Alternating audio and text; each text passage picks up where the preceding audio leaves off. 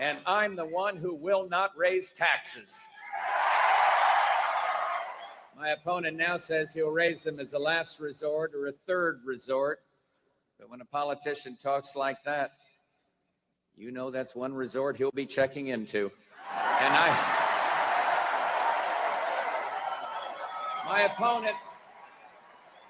opponent won't rule out raising taxes, but I will, and the Congress will push me to raise taxes, and I'll say no.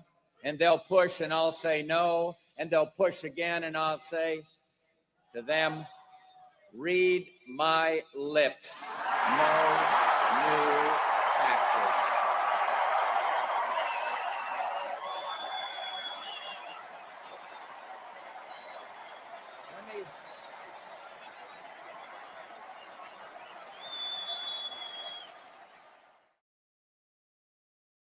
Hey, NBC News viewers, thanks for checking out our YouTube.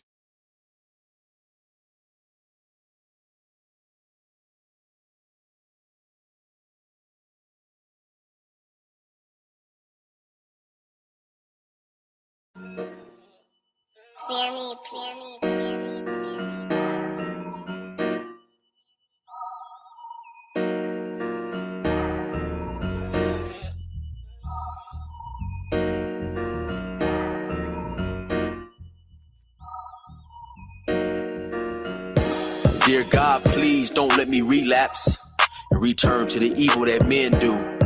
Father God, I pray and ask that you help me to have mercy on others the same way I would want you to have mercy on me.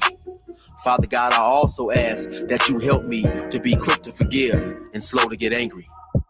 Amen, amen, amen. These young dudes out here don't respect shit until you put the barrel in their ear and let the text spit.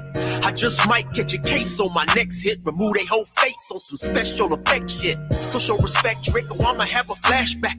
Digging through the dresser like fuck it, where my mask at? The mash back with the banger and damage shit and say fuck everything I learned in anger management. Hop back on some east side managed shit and push a nigga's top back when I let the cannon spit. Start planning shit, premeditation. I'm in love with the streets again, rededication. Casket or cremation when I shoot you down. I was built full of smoke like a hookah lounge. I keep big shit that sound like a bazooka sound, and I shoot quicker than ain't gotta be a hoop around. Dear God, please don't let me relapse and return to the G-Ride with 3 straps. A ski mask with the case, squeezing keys apps, spraying everything from a nigga's brain to his kneecaps. Dear God, please don't let me relapse and return to the G-Ride with the 3 straps. A ski mask with the case, squeezing keys apps, spraying everything from a nigga's brain to his kneecaps. Gun on me, it ain't never for show, homie. I'm far from a bully, but I'm never a hoe. Get out of line, my Beretta will blow. Real talk, we can take the beef wherever we go. I bring it to your front door like I'm Uber Eats. I guarantee you listen up when this Ruger speaks. Plus I maneuver through these streets like a ghost, and I'm handy with the heat. I cook a nigga like a roast. On me, homie, this is not a boast. I will still come through, boy, and stop a nigga's post. Play him close, man, Eric will ease it. Quickly off the waistband, man, and Eric will squeeze it. Leave you niggas laid out dead or paraplegic. Niggas playing in these streets while I'm very strategic. I come to your house dressed like the gas man, shoot you 9 times, leave you stretched by the trash can. Dear God, please don't let me relapse and return to the G-Ride with 3 straps. A ski mask with the case, squeezing keys apps, spraying everything from a nigga's brain to his kneecaps. Dear God, please don't let me relapse and return to the G-Ride with the 3 straps. A ski mask with the case, squeezing keys apps, spraying everything from a nigga's brain to his kneecaps. I don't put shit on Facebook, I just holler in person. Put the pistol in your mouth while you're hollering and cursing. All that shit you kept rehearsing and put on your live, got you clapped with the big 4-5. You bitch nigga, if you tell me to pull up, I'ma do that. That nigga who was whooping first nigga that I shoot at. Ski mask on my face, bystanders be like, who that? I ain't with the talking, bitch, boy, I thought you knew that. Leave his brains where my shoe at and bounce like I'm on a trampoline. Leave you laid out, nigga, like you camping on the scene. If you want something sweet, grab a peach or tangerine. Niggas won't smoke, well fuck it, I'ma let them handle steam. AR with the beam, you see the red dot? We tug on this trigger, nigga, it'll make your head pop. Blood pouring down to your shoes, call it Red Sox. Your brains hanging all over your shoulders like some dreadlocks. Expect the gang of dead ops. They ever cross the line, The Lord said in the Bible, "Oh, revenge is mine." So I'm just trying to find a righteous path between the two. Before I lose control and do the shit I used to do, this being humble shit is new. I'm trying to turn the other cheek, but I ain't never been a bitch, so watch your mouth when you speak. Your mercy's what I seek, so I pray on bended knees. Don't let me get decayed with the extended clip and squeeze. Lord, please. Dear God, please don't let me relapse and return to the G-Ride with 3 straps. A ski mask with the case, squeezing keys apps, spraying everything from a nigga's brain to his kneecaps. Dear God, please don't let me relapse and return to the G-Ride with the 3 straps. A ski mask with the case, squeezing keys apps, spraying everything from a nigga's brain to his kneecaps.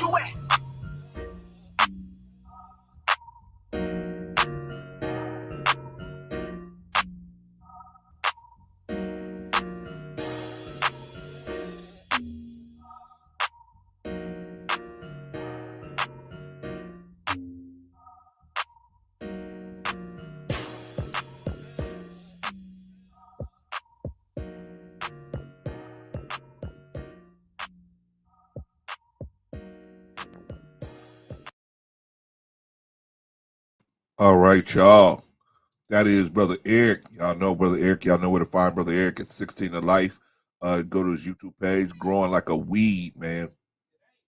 Shout out to Brother Eric, man. He's making good music down there. He's also he did 24 years California penal system, man. Got a lot of funny stories about being in prison, a lot of not so funny stories, a lot of funny stories about being on the streets of Billings, Montana, a lot of selling them narcotics. You know what I mean? So he got a lot of funny stories. Like I say, my favorite stories is about that. Yeah, he he always tells a story about this pickpocket. I mean, this pimp that was a pickpocket named Fox. Man, hilarious. That dude is hilarious, man. Go on there and check out Brother 16 to Life. Brother Eric, man. Check him out, man. Good dude, good dude. Letting us use this music because he believes in the project, man. Believes in what we're trying to do. Shout out to Brother Eric, man. Shout out to him. All right, man. Let's get started with the show, y'all. Let me bring up my partner in crime, Brother Rico. Good afternoon, sir. Good afternoon. Good afternoon to you, Brother Rico. Good Tuesday, right? Yes, Tuesday. Yeah, it's Tuesday. Okay, all right. Oh, by the way, man, I just want to say thank you for sending me all them links right before the show. Appreciate you. Thank well, you should have known anyway. I shouldn't have to do all man. that damn research for you. Load up everything right before the show. Appreciate you, man. I know. I thought I had already sent it to you. Then I realized, oh my God. Yeah. It was nothing, man. We're gonna run through them. We're not gonna play them in their entirety, but I just think they're hilarious and they kind of like sort of help set the conversation. How did you like that one? I played first, man, with George Bush. Yeah, I'm not gonna raise taxes. I am not gonna raise no taxes. Boy, that's why I always tell people. Guess what, y'all? I'm raising taxes. Yeah. Which, I mean, and it's nothing wrong with you're having to change your mind or change your position or shit changes, but some of these guys we talking about, we're not talking about people who, said things and something unforeseen comes up. Today we're talking about, and in one particular case, people that'll beat you over the head. I'm like, what? Well, and the level of hypocrisy is like, oh my God. And we won't even get on the fact that some of the hypocrisy in these YouTube streets, we're gonna keep it on the celebrities. All right, we keep it on the celebrities. We're keep it on celebrities at the moment. But it's some bona fide hypocrites. My baby mama cousin, my baby mama cousin, sister, baby daddy, nephew, son-in-law, play cousin said that. Hypocrite, they being a dyed in the wool, looking straight in the mouth, dead at your tonsils, motherfucking liar. We were giving away computers for $0.25. They either being hypocrites or they being liars. It's outright liars. Like every other word is untrue. I mean, just crazy. I haven't seen liars like some of these fools since I've been in middle school. That's the last time I've seen, kids just like just make up stories for no reason. These fools, I'm like, damn. You know what? 30s and 40s and 50s lying like this. Now, when I was coming up, brother, when I was you know, I mean, dudes like that, man, they didn't get a solid, man. You didn't Nah, get a solid, they got a man. solid upside their fucking head from lying so We much. just said, okay, that's how you roll. Okay, Because with the space where I come from, you only lied to get your ass out of trouble. So unless somebody pressing you, unless the old lady pressing you about some gal you messing with Susie, okay, stick to the story. Or the police got you, stick to the story. But in all other conditions, ain't nobody lying because I ain't got to give a damn what you think. So that's how we roll. So I'm like, I cut you some slack if the police got you in the pen. Right. Or, if the old lady done caught you out there catbirding when you supposed to be catbirding, I get you. I give you that. In those spaces, you got to stick with for self. And that's usually when, like I said, they say, I'll stick to a story to save my ass. Right. But just a lie to you for favor, that's just dumb. And the lies are just such blatant, just like, as soon as you hear it, you just be like, this nigga lying. I mean, and that's why in the spaces I came from, you didn't do it because they would call you out as being a liar. To your face. You get your car pulled quick, right? Be ready to fuck you up. Say, nigga, stop lying. That's just how they would just tell you, lady, brain face, nigga, stop lying, and do one of these at you, like, because we don't like liars because they can't be trusted. They'll pull your car real quick, man. But be like, that's not what I was talking about Joe Blow. Right. Oh, okay, well, we got Joe Blow right here. Yeah. Tell him to his face. Yep. Like, these YouTube streets is full of guys that just and it's a shame that they take advantage of the gullibleness of the young. They out here telling these lies to these young boys. They know these young boys come to them looking for some honest information, and instead of giving them some honest truth, they want to give them a bunch of made up stories and fictitious stories about stuff, and just lie about every damn thing. Well, I mean, man, if they're gonna say something, at least have a receipt, man. So the person to research they can't spell a receipt, much less produce one. Have a receipt so the person can go back and make their own mind up, right? Yeah. All right, Rico, that's enough about the YouTube thing. What about let's we gotta do some shout outs real quick and then we get into the thing. All right, so first up is New Growth. New Growth said, wow, man. Shout out to brother New Growth. Shout out to you. OG Patrice is in the building. This girl got a show, man. Can't believe that relationship gave her a show. I heard pretty good too. Yeah, it's pretty good, man. I've been in the bushes a time or two. Haven't been a lot. And y'all be doing that West Coast thing. And y'all West Coast. What's the West Coast thing? Shit, y'all time zone. Oh yeah. I be in my pajamas. Like what? Oh Lord. Man. You know who does that good? You know who's good at that? Knowledge and relationships. Yeah, like, okay, at 10:30 at night. Wait a minute, what? 10:30? Come on, bro. What? Just coming on. Need a link at 10:30 at night. Good night. Yeah, like damn. All right, man. OG Patrice is in the building. Shout out to OG Patrice, man. Her show went off without a hitch, man. You know what I'm saying? She had a little nephew on there, man. Producer, man. Super producer out there in Chicago, man. Shout out to the brother, man.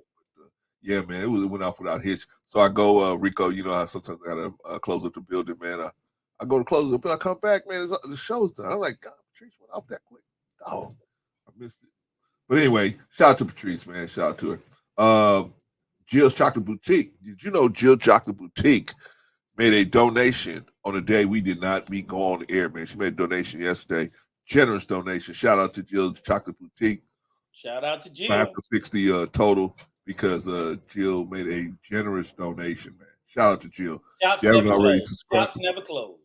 Yeah, if you haven't already subscribed to Jill's Chocolate Boutique, gone over and subscribe to Jill's Chocolate Boutique, man. Shout out to Jill, man. And we up 24/7 for the babies. We never close for the babies. Never close, man. Never close. In spite of the shit throwing monkeys trying to make fun.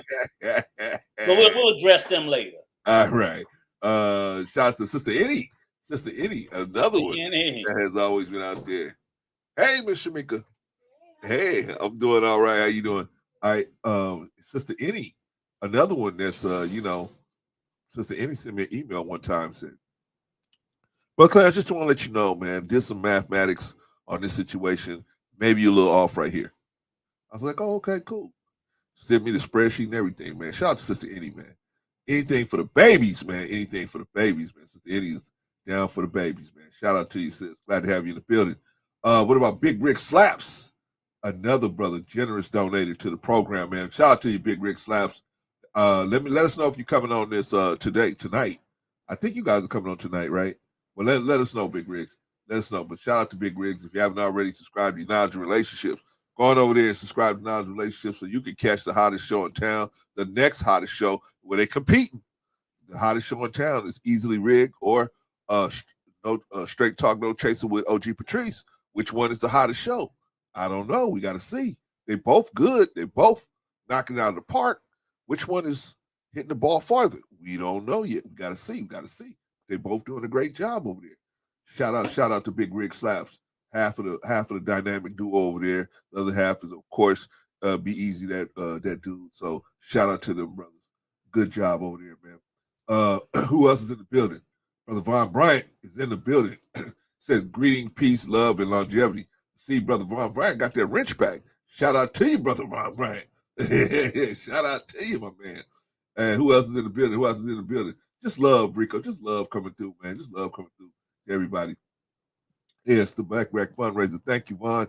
We are. And I hope we don't have nobody down there and anybody in the southern area of the East Coast. If not sure if anybody listening on the bushes to anywhere in the state of Florida, maybe South Carolina, Southern Virginia, whatever. If so, my prayers are for you and your family, because I know in particular Florida, they got hit pretty nasty, pretty toe up. So I hope you and your family and loved ones are safe. I hope everybody is down there. Unfortunately, it was over 100-something people lost their life and counting. And then even it came on board, I think parts of South Carolina and Southern Virginia. So if anybody's in that area, prayers to them. Let's, maybe take a moment and throw a prayer to them. And that's all. I just wanted to, because I just, like I said, we don't know where all our listeners are from. But if you're in that area, stay safe, and I hope you and your family are doing well. Yeah, man. Definitely. Prayers go out to everybody out there. Yeah, but Colo's not right because I'm sitting up here in Maryland just crying about the cold and the rain. But I'm like, we ain't get. Well, I mean, because that's how pretty nasty Ian was. Ian was a mother. It got all the way up there. Yeah. The weather when it hit Florida, it was affecting the whole East Coast as far as rain, temperatures. I mean, we're down in the 50s. It's just little light flooding, but like I said, they hit Florida at a Cat 4, Cat 5. So, I mean, it was like it's a mess. Yeah, I was watching some of the people walking through some of the water, man. I was like, yeah. And I'm not fond of Florida, but I am fond of the people. I just ain't fond of their, politics and some of the idiots that run the state. And I got some real good friends down there, so I'm always praying for people. I know good people who live down there, but it was just nasty. It was nasty. Yeah, man. Shout out to the people in Florida, man. That's dealing with that situation, man. Mm-hmm. Prayers go out to them. Okay, Rico, man. You're the one that want to go through, and you said that we got hypocrites out here, man. Yeah. And I'm pretty sure that like most of the people know, like probably like a couple of weeks ago, famous football player, quarterback of the Green Bay Packers, Mr. Brett Favre, was found out that he, along with the former governor of the state of Mississippi, they basically stole money, federal money, from the welfare program for the state of Mississippi to build a volleyball stadium at the university that his daughter went to.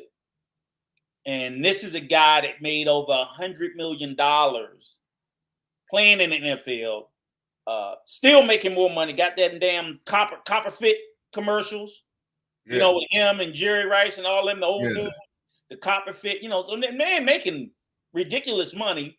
Got $1 million for giving speeches that he never gave. And the outright hypocrisy of someone of that much means and wealth to take money from the poorest people in the poorest state in the whole damn country is just mind-blowing. And I know one of the things that sort of stood out was in particular, everybody was talking about, and I agree with it, the lack of coverage. Now, I mean, yeah, and I do feel a certain type of way how they're not covering it. They're covering the guy in, but like I saw the guy, you'll see the clip. Well, matter of fact, why don't you play that clip? Which one? Got two of them. The one I sent you, it says not Brett number 2. It should be, it's the one that says Brett Favre. Okay. Yeah, I only sent you that one, and the other ones I sent you were Herschel Walker and Kanye West. Right. So the one that's Brett Favre. What is the real story of January 6th? Many people have asked that question. Let's see.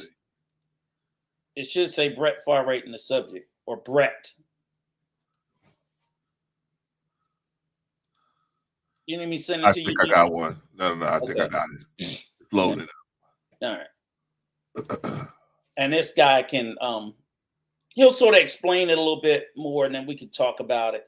Because the first time I heard it really blow up was Shannon Sharp on Undisputed. I mean, people have tore him a new ass. Yeah. But Shannon Sharp sure did. Oh man. I've heard Stephen A. Smith, Nick Wright. I've heard a lot of sportscasters tear him a new ass, but they haven't laid on it like they should have been. But go ahead. All right. This is like a minute video. And hopes we can all learn a little more. The World Bank Group, a global partnership dedicated to finding sustainable solutions that reduce poverty and build shared prosperity in developing countries, defines poverty thusly. Poverty is hunger. Poverty is lack of shelter. Poverty is being sick and not being able to see a doctor. Poverty is not having access to school and not knowing how to read. Poverty is not having a job for fear the future. Poverty is living one day at a time. Now, roughly 40 million Americans are currently living in this condition, and a great many of them live in the state of Mississippi, the poorest state in the Union. Almost 20% of its residents live in poverty. It has the highest child poverty rate, the lowest median income in the nation, and the lowest life expectancy. It also happens to have the highest percentage of Black residents per state population in America. These are the people that former Mississippi Governor Phil Bryant and Mississippi native son Brett Favre stole $5 million from. Thanks to reporting from Mississippi Today's Anna Wolf, we now know that these two, along with a few others, conspired to use $5 million of the state's welfare funds to build a volleyball stadium at the University of Southern Mississippi, Favre's alma mater. Hey, bro, what's wrong with that? Yeah, right. If I was poor, first thing I'm thinking about is volleyball. Right. and like, it's a little bit more gonna go into it, but I'm like, these are basically the poorest people, not the richest, the poorest people in the entire country. Yeah. That's who they stole from. They didn't steal from poor people in the richest state. They stole from the poor people in the poorest state. Yeah. This is the poorest of the poor. So you take all the poor people in America, and the people from Mississippi is at the bottom of that list. And they said, that's who we gonna steal from. So it's basically Robin Hood in reverse, right? We steal from the poor and we keep it. Yep, that's it. So continue on, right? This is what you gotta let sink in your brain. And this guy here made over $100 million, and is still a multi-millionaire for a volleyball stadium. Yeah, not for a food bank, not for housing, Not even for another school. Well, not Rico, for books, not Rico. for backpacks, Rico, not for a food kitchen, for a. Rico, you don't understand. His daughter was going to be playing volleyball there. How is his daughter supposed to play volleyball in an old volleyball stadium? You got to have a new volleyball stadium. Yeah. Come on now. Continue And he don't want to pay for it. So we Hey, got to go. We got to go get some money got to come federal from funds somewhere.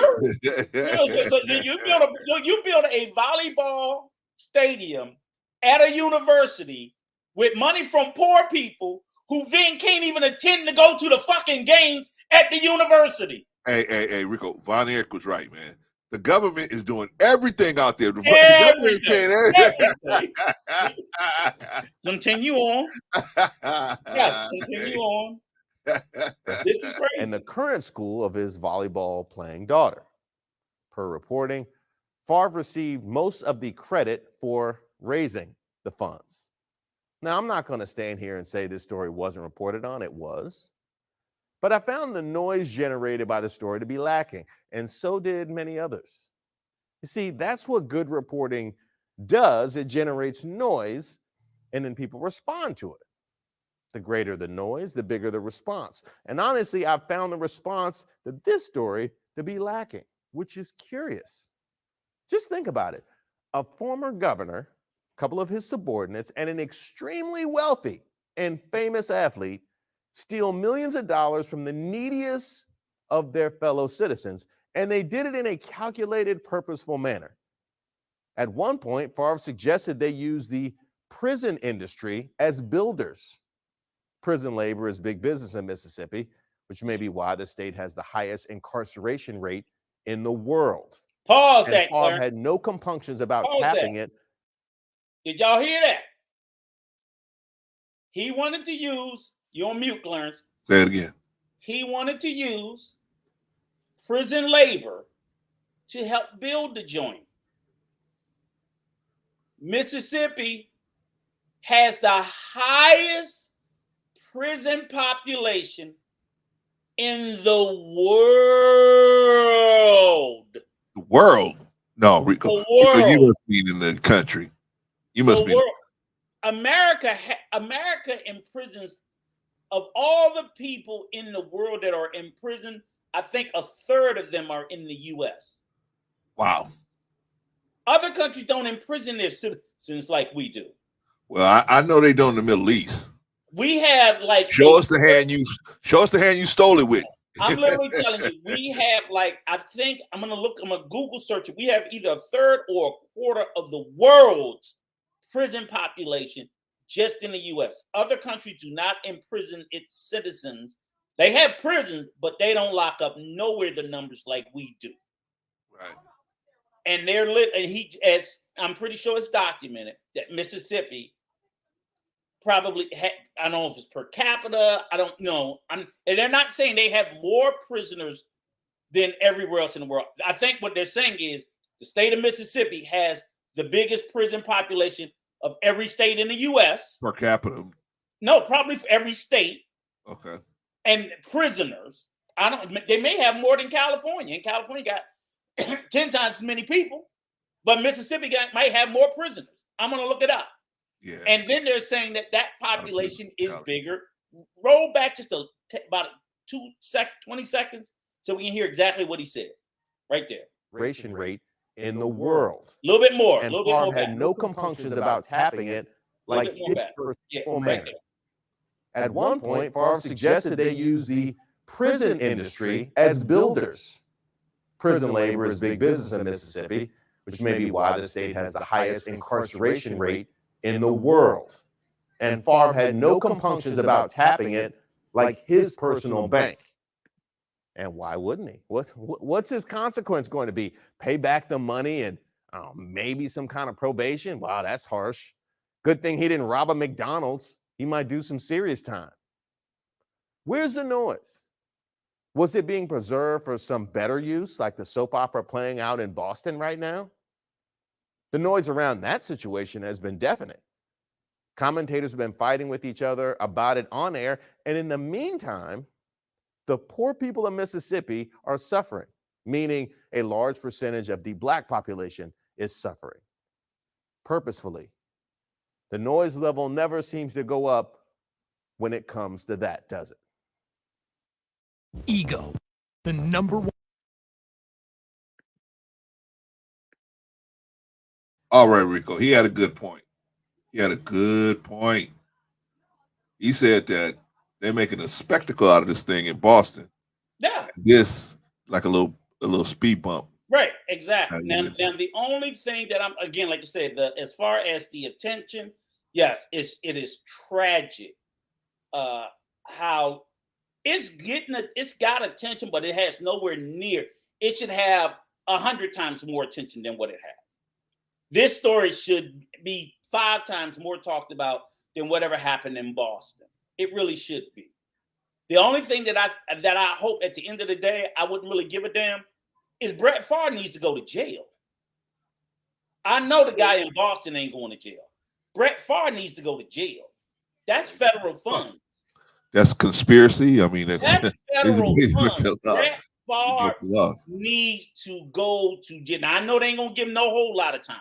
Give his ass some Michael Vick numbers, 18, 24 months, whatever. I was looking at a story where this kid, white boy in, oh man, I don't know if it was Alabama or Tennessee or something, killed 4 people, man. They gave him probation.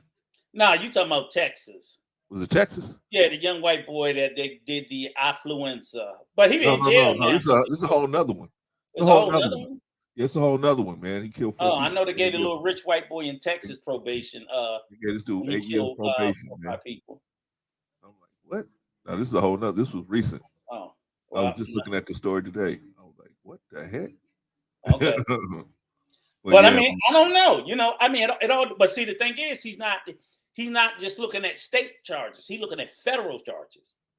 Yeah, now welfare money. That's federal. Yeah. See, if it was state, being from Mississippi, yeah, he ain't gonna. They're gonna get a jury and they're gonna acquit him. But he looking at federal time, and I think. See how he gonna bounce out of this one? Yeah, because they've locked up people. Hell, they've locked up shit. They locked up Wesley Snipes for taxes. They don't lock people up now, and feds don't play. Yeah, I think Wesley did about 3 years for taxes. Yeah. Yeah, Blade. Lauryn Hill did a year too. 2-3 years, huh? I think Lauryn Hill did a year or so. Yeah. Yeah, they don't play. You know, feds is different. So, and they don't have no compunction. They have to send a strong message because Brett Favre and they stole from the welfare. So I think he's gonna have to look at sometime. And so far, everybody except him and the governor done pled guilty. So all the people that were they've already rolled. Yeah, they already rolled. They rolled and been they've all federal. Yeah, they got a saying, man. First one talking, first one walking. They literally, and they're all looking at. Okay, you pled guilty. We'll do something for you at sentencing. Depending on we can get the governor. And we get Brett Favre, and look, they got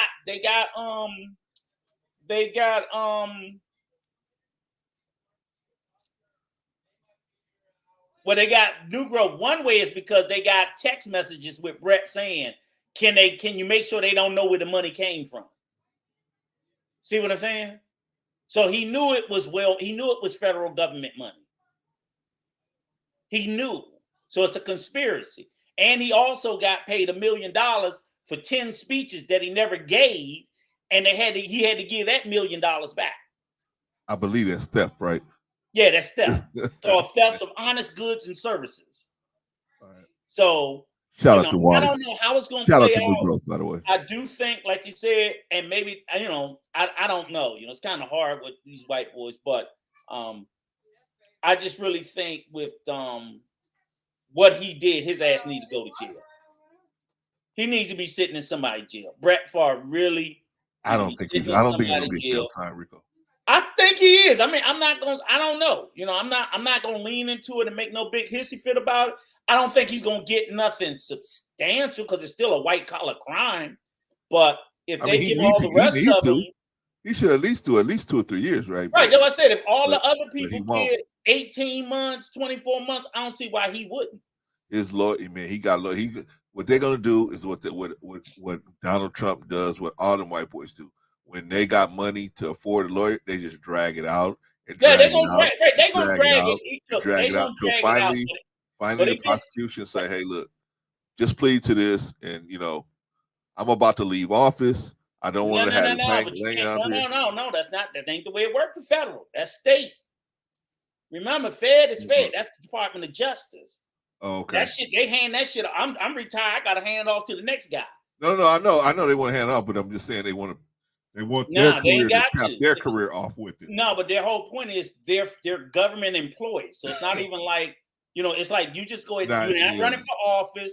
You're government employed. Your job is to prosecute them. So they still got to do what the attorney general on down says. Oh yeah. I get that motherfucker broke the law, and I want his ass. We'll lose the case, but we're gonna prosecute this motherfucker. Yeah. And I don't care how good your lawyers is. Your checkbook ain't as big as the government's. Now, I would say that That's the problem. Yeah, absolutely. Now, think about all the mafia, and they had big time lawyers. Yeah, Their checkbook ain't as big as and they had the best of the best of the best of lawyers, and them motherfuckers still got sat down.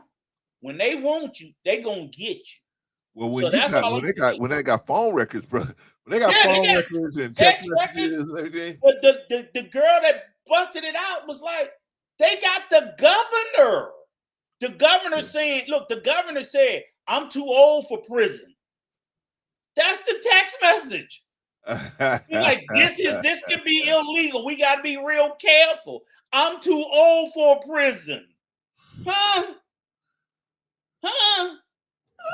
Come on, man. Y'all better look at what's in them text messages. That's why everybody's like, he fucked. Yeah, man, because once they tie you into that conspiracy, man.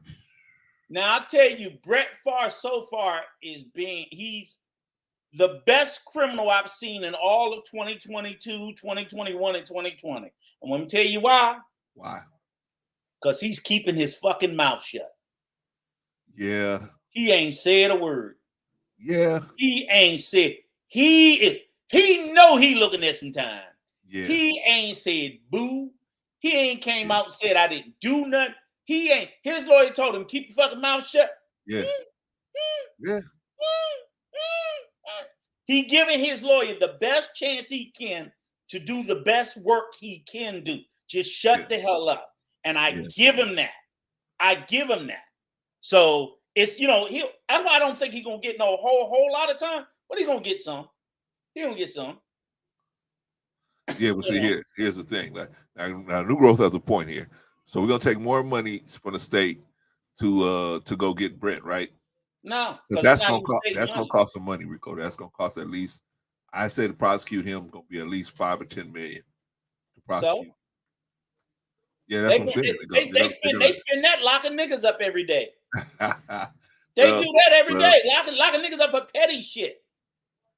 Look at how many people sitting down. I don't see how they have any other choice. I don't see how they have any other choice. Look at how many people sitting down doing federal time for 5-10 pounds of weed. Yeah. But I don't see how they have any choice in this matter. 5-10 pounds of weed. They don't have no choice because but he done stole $5 million from fucking the welfare people, and he took federal money. So they're not spending state money. If the state want to prosecute him, the state can spend money. Yeah. But the feds is going to prosecute him. Yeah. The feds is going to prosecute him. The hypocrisy would be to not prosecute him, New Growth, because he broke the law. Yeah. So the hypocrisy to prosecute him, or is the hypocrisy to let him go? What's the hypocrisy? He broke the law. I can't see no way how you're gonna walk out of it. Now what and I can't see no way how you can't charge him. He might get some probation. Right. I can't see how you go. And the thing is, it's not even like they can give the money back because they already spent it. He ain't paid nobody back. But you can't, man. So they supposed to walk away from the $5 million that he stole. You can't do that with the feds, though. The feds will be like, the feds will take it. They'll take the money back, but they're gonna still prosecute you. So just let him keep the money, and don't prosecute them. What kind of sense that makes? No. You can pay it back, but they're gonna still get you. You damn right. That's like when you rob the bank and you say, "I'm sorry, here's the money back." The bottom line is, once I prosecute and convict your ass, there's gonna come with restitution. Yeah. So I'm getting the money back if we got to take it out of your ass, Brett. It don't matter. Not a good situation for Brett Favre. Right. Oh man, very bad. Very bad for the money. But it's even worse for the people of Mississippi, man. Right. So like the poor people. So poor people who couldn't. This thing, and see, this is where the fact. Like it's already said, it has a large black population. So most of those people he fucked were black people. That's who he really fucked in the state of Mississippi. So that's a family, maybe a single mom needing a housing voucher. Maybe somebody, we don't have enough to help you with daycare. You know, because poor people go there for programs, and those programs are funded with money from the federal government that they just took to give to this motherfucker. Right. So it affected those people. Yeah. It affected poor people in the state of Mississippi, predominantly black. And that's what they need to show us. They need to show us the people that didn't get into the shelter, or the people that didn't get that food box, or they need to show us, or like you said, that Section 8 handcuffs. Huh? I need to see Brett in handcuffs. That's what I need to see. You may. I'd like to see him doing some serious time. I don't know if it's going to happen, but to me, it's a lack of justice if they don't, and it's hypocrisy if they don't prosecute them. And hopefully, I pray to God they're going to prosecute him, Rico. They're going to prosecute him. Because at a bare minimum, you need to prosecute and throw his ass under the jail to send a fucking message. Because if not, they're going to keep doing it. Yeah, so they got to send a crystal clear message that your ass is going to jail for this shit. The question is, what's going to happen after they do it? Like, what's going to be the sentence? They're going to prosecute him, and they probably going to, his lawyer's probably going to get it down to one charge. It's white collar crime. They'll do 2-3 years, whatever. They're going to drag it out, man. He got a nice fat commissary. He going to go to a little soft, cushy federal prison. I don't care about that. But he need to be disgraced. All them fucking state employees that was in there getting kickbacks, buying houses and all that shit, they need to be thrown. See, they ain't going to be cushy like him. So that the next people who take those jobs don't fuck the people out of what they deserve. Right. Because if there's no punishment, it will continue. Right. It will go on and on and on. So they have to send a message. And they have to send a message to, hey, Georgia, we watching your ass. Alabama, any of y'all other good old boys that think y'all gonna get away with this shit, when we run them audits, and that math don't add up, we coming after you. And they might be running audits. They better not send Sister Annie down there. If they send Sister Annie down there to do the math. I can see them now saying, hey, okay, let's start running an audit on all those other state programs that we funded. Because, when the federal government gives you money, they can demand paperwork. Audit, right, yeah. Say, hey, we need to see where that money went to. Yeah. So now, shit. So hopefully, by putting that weight on his ass, because this is clear case. This is an easy, and the crazy part about it is, this is not even a hard case. This is an easy case. Why would they not prosecute? I'm like, this is a layup for the federal government. Yeah, but it's Brett Favre. But it's Brett Favre. Right. I don't care, but it's still a layup. I know it's a layup. It's a layup. If this was Terrell Owens, he'd be under the jail right now, right?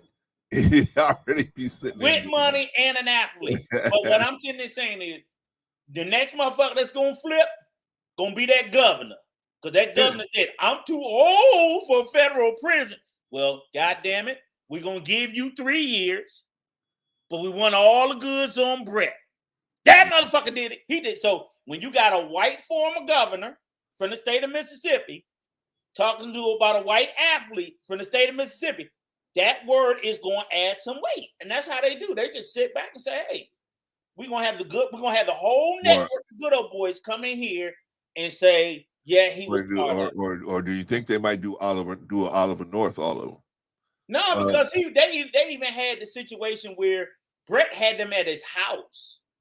All kinds of shit. So, it's like... You can always say, I don't recall. I don't recall. I don't recall. Yeah, that's what he's gonna say. I don't recall. He don't recall, but the other 12 people there that's already played guilty. I remember. Yeah. I remember. Who did it? That's it. And 9 times out of 10, they're gonna look down in the state of Mississippi. Let the record show they're pointing at the defendant. They're gonna find a jurisdiction that's favorable to them where he's not, he's gonna get some leniency because of who he is. Yeah. I just don't see how he gets out of this, nor should he. I don't think he's gonna get out of it, because I think I don't think they. Very light-handed with him. I think they're going to be very light-handed with him. I think they're gonna. The one who's going to take the one who's going to take the knife for it is the governor. The governor, or if they find somebody under him. He's not going to take the knife voluntarily. No. I mean, he's going to have to. Somebody's got to take the sword. Somebody got to fall on the sword. It's going to be the governor and Brett. I think it'll be both of them. But the question I'm saying is, I'm just looking at, for these types of crimes, how much jail time do they typically get? And it's anywhere from the 1 to 3 range, at least. Right. It's not going to be no 10 because it's white collar. But it'll be in the 1 to 3. He could get anywhere from 1 to 3. He can do 1 to 3. They might say 36 months with good behavior. He get out in 30 months. I don't give a fuck. Yep. Shit, they locked up. Clarence. They locked up Martha Stewart. They sure did. She was in West Virginia on some motherfucking insider trading. Yeah. And she's a multimillionaire with great lawyers. Her ass went to federal prison. Yeah. Y'all better stop that shit. She wasn't beloved like our good buddy Brett Favre. You out your fucking mind. Out your mind. He wasn't, man. Martha Stewart was America's fucking darling at that time. Oh no. Martha Stewart was America's darling at the time she got locked up. Are you crazy? She had a show. I mean, I give her she had a show, but I don't think she was really America's sweetheart. That middle-aged, apple pie bacon white woman that everybody loved, and they sent her ass right to West Virginia. And she was in there. Yes, she was. She was America's sweetheart. Y'all better stop saying they can't. Rico, you ready to put the link out there, man? Because some people don't agree with you, man. Okay, can you believe that? Can you believe that? Some people don't really agree with you, Rico. They don't have to. They're hard-headed. And then we're shout out to Von Eric. Right after this, we drop the link. Then we go to let's go ahead. Let's bring on the next hypocrite. Mr. George Bush don't like black people, but I do. So I do this dumb shit. Okay. Shout out to Dwayne. And I know New Growth gonna have some smoke for this. And shout out to my brother Anderson. Shout out to you, man. I know New Growth. You gotta come up here and explain. You gonna have to come up here and explain your people's this time. Von Eric. Rico. Yeah, Rico. You have to explain your people now. This your guy. This your guy. Man. All right. Who we talking about? Who we talking about now, Rico? Who? George Bush don't like black people, but I do till today. Okay. Here we go. Oh man, yeah. Holy smokes. Yeah, they're gonna have to explain their cousin. Let's see what's going on, man. Holy smokes. Yeah, let's see your cousin. My cousin. I don't hear nothing about his goddamn mental condition either. Other day, another Kanye West controversy. Hold on. Wait, what happened here? All right. Load it up. Yeah. This is just like, I'm like, I ain't got enough liquor for this. Here you go, man. I got somebody who wants to talk to you, man. Let me pull this up, man. Let me pull this up. Black man, you there? Yeah, I'm here. What's going on with you, man? Oh man, not much what's going on with you, brother. Man, I'm trying to stay out of trouble, man. You know I ain't no good for black men, so I'm trying to stay out of trouble, man. I'm over here trying to just stay out of trouble. I'm trying to mind my own business. Hey, I want to tell Rico, man, Brett, or you can sit up here and talk. Brett Favre ain't going nowhere at all. Okay.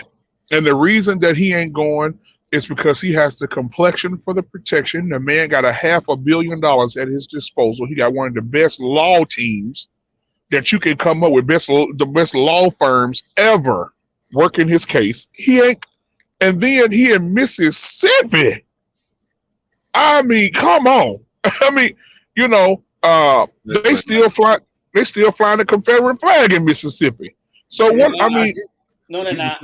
No, they took it down. No, they took it down. You're right. They took it down. You're right. But don't you think they finna put Brett Favre, the king of Mississippi, finna go down over some food, over some government money? Shit. Yeah, because it's government money. It's not the state of Mississippi money. If it was just the state, and it's not going to be the state of Mississippi that's going to do it. See, that's the part you're missing. Brett Favre's checkbook ain't as big as the federal government. They have a long list of people of his complexion with the same level of legal representation that did federal time. His ass is dead to rights on text messages and tapes, and all the shout out to Quantum Love that have all gladly rolled. Okay, now you know what's a strong possibility. While I don't think he's going to get any long time, I don't see him getting out of this. Me either, brother. I think he's gonna pay. I think he's gonna have to pay a hefty fine, but he ain't going nowhere. Gonna pay a hefty fine. What fine can you pay? He took $5 million from the federal government. Yeah, right, and he'll have to kick in, Rico, but he ain't going nowhere. Yeah, the lawyer, the lawyer gonna go in there. Them lawyers he paying $5,000 an hour to. They're gonna go in there and say, you know what? He took 5. Okay. He's willing to give you 12 back. Just we want to give you more than half. We'll take them. They're gonna take it. I'm telling you. Oh, they're gonna take it, but that's not gonna. They still gonna prosecute them. They'll take the money. Just like if you rob the bank and then you come back and say, "Hey, I'm sorry. Here's the money back." They're gonna say, "Okay, we'll take the money, but we still gonna prosecute you." They're still gonna prosecute them. Now, yeah, they're gonna prosecute him with a This is where I agree with Rico. I agree with Rico on this point. The maximum he may get is maybe a year or 2 maximum. I don't think he's gonna do 10 years or nothing like that. But I doubt if he even get to 10 years because I think what they're gonna do is drag it out. They're gonna keep dragging it out and dragging it out. Yeah. And then it's gonna be a what do you call that? They're gonna plead it down and they're gonna say, "Oh, he got time served," because he's been going through it all the time. No. Well, That's why I think they're gonna do it. Yep, exactly. Do 6 months or something like that. I'm just gonna remind you guys, this will be on tape. Shout out so to when he does get now, I'm not saying he's gonna get no 5 or 10 years. I don't believe that because it's a white collar crime. So again, these crimes they don't get long prison sentences. Right. But I'm telling you, I believe Brett Favre. If it's nothing but he gonna be at some, like I said, federal Martha Stewart prison. That's cushy somewhere with a nice playing tennis and whatever. That's fine.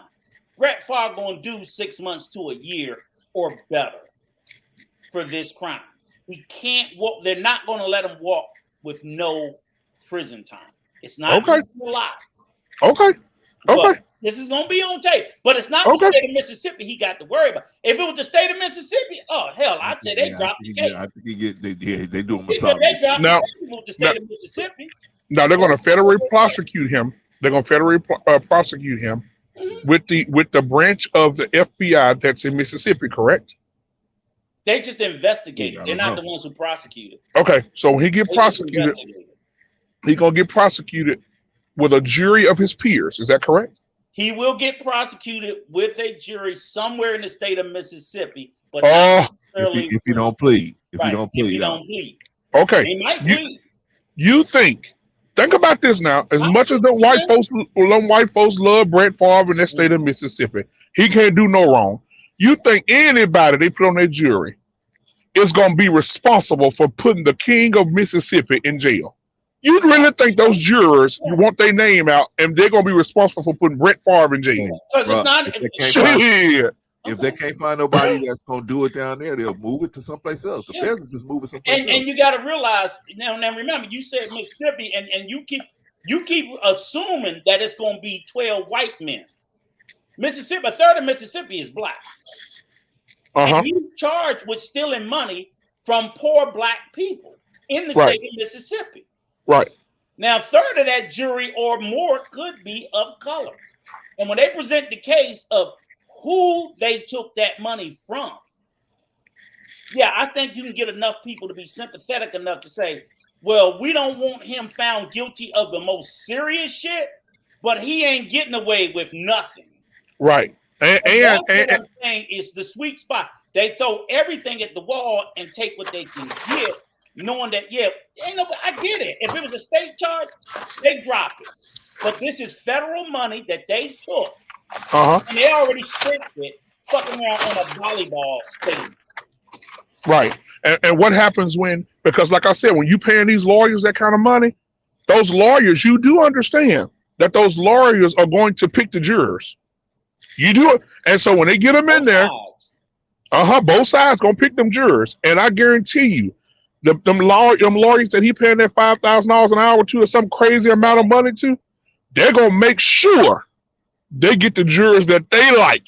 They're going to try, yes. And that's what they're supposed to do. That's Shout out to Lock Nation. Shout out to you, bro. That absolutely, but it's not as cut and dry. Like, I just think that sometimes we think everything around the law is like television. While television is a generalized representation, let me tell you, I'll tell you this, the federal government has a 99% win rate.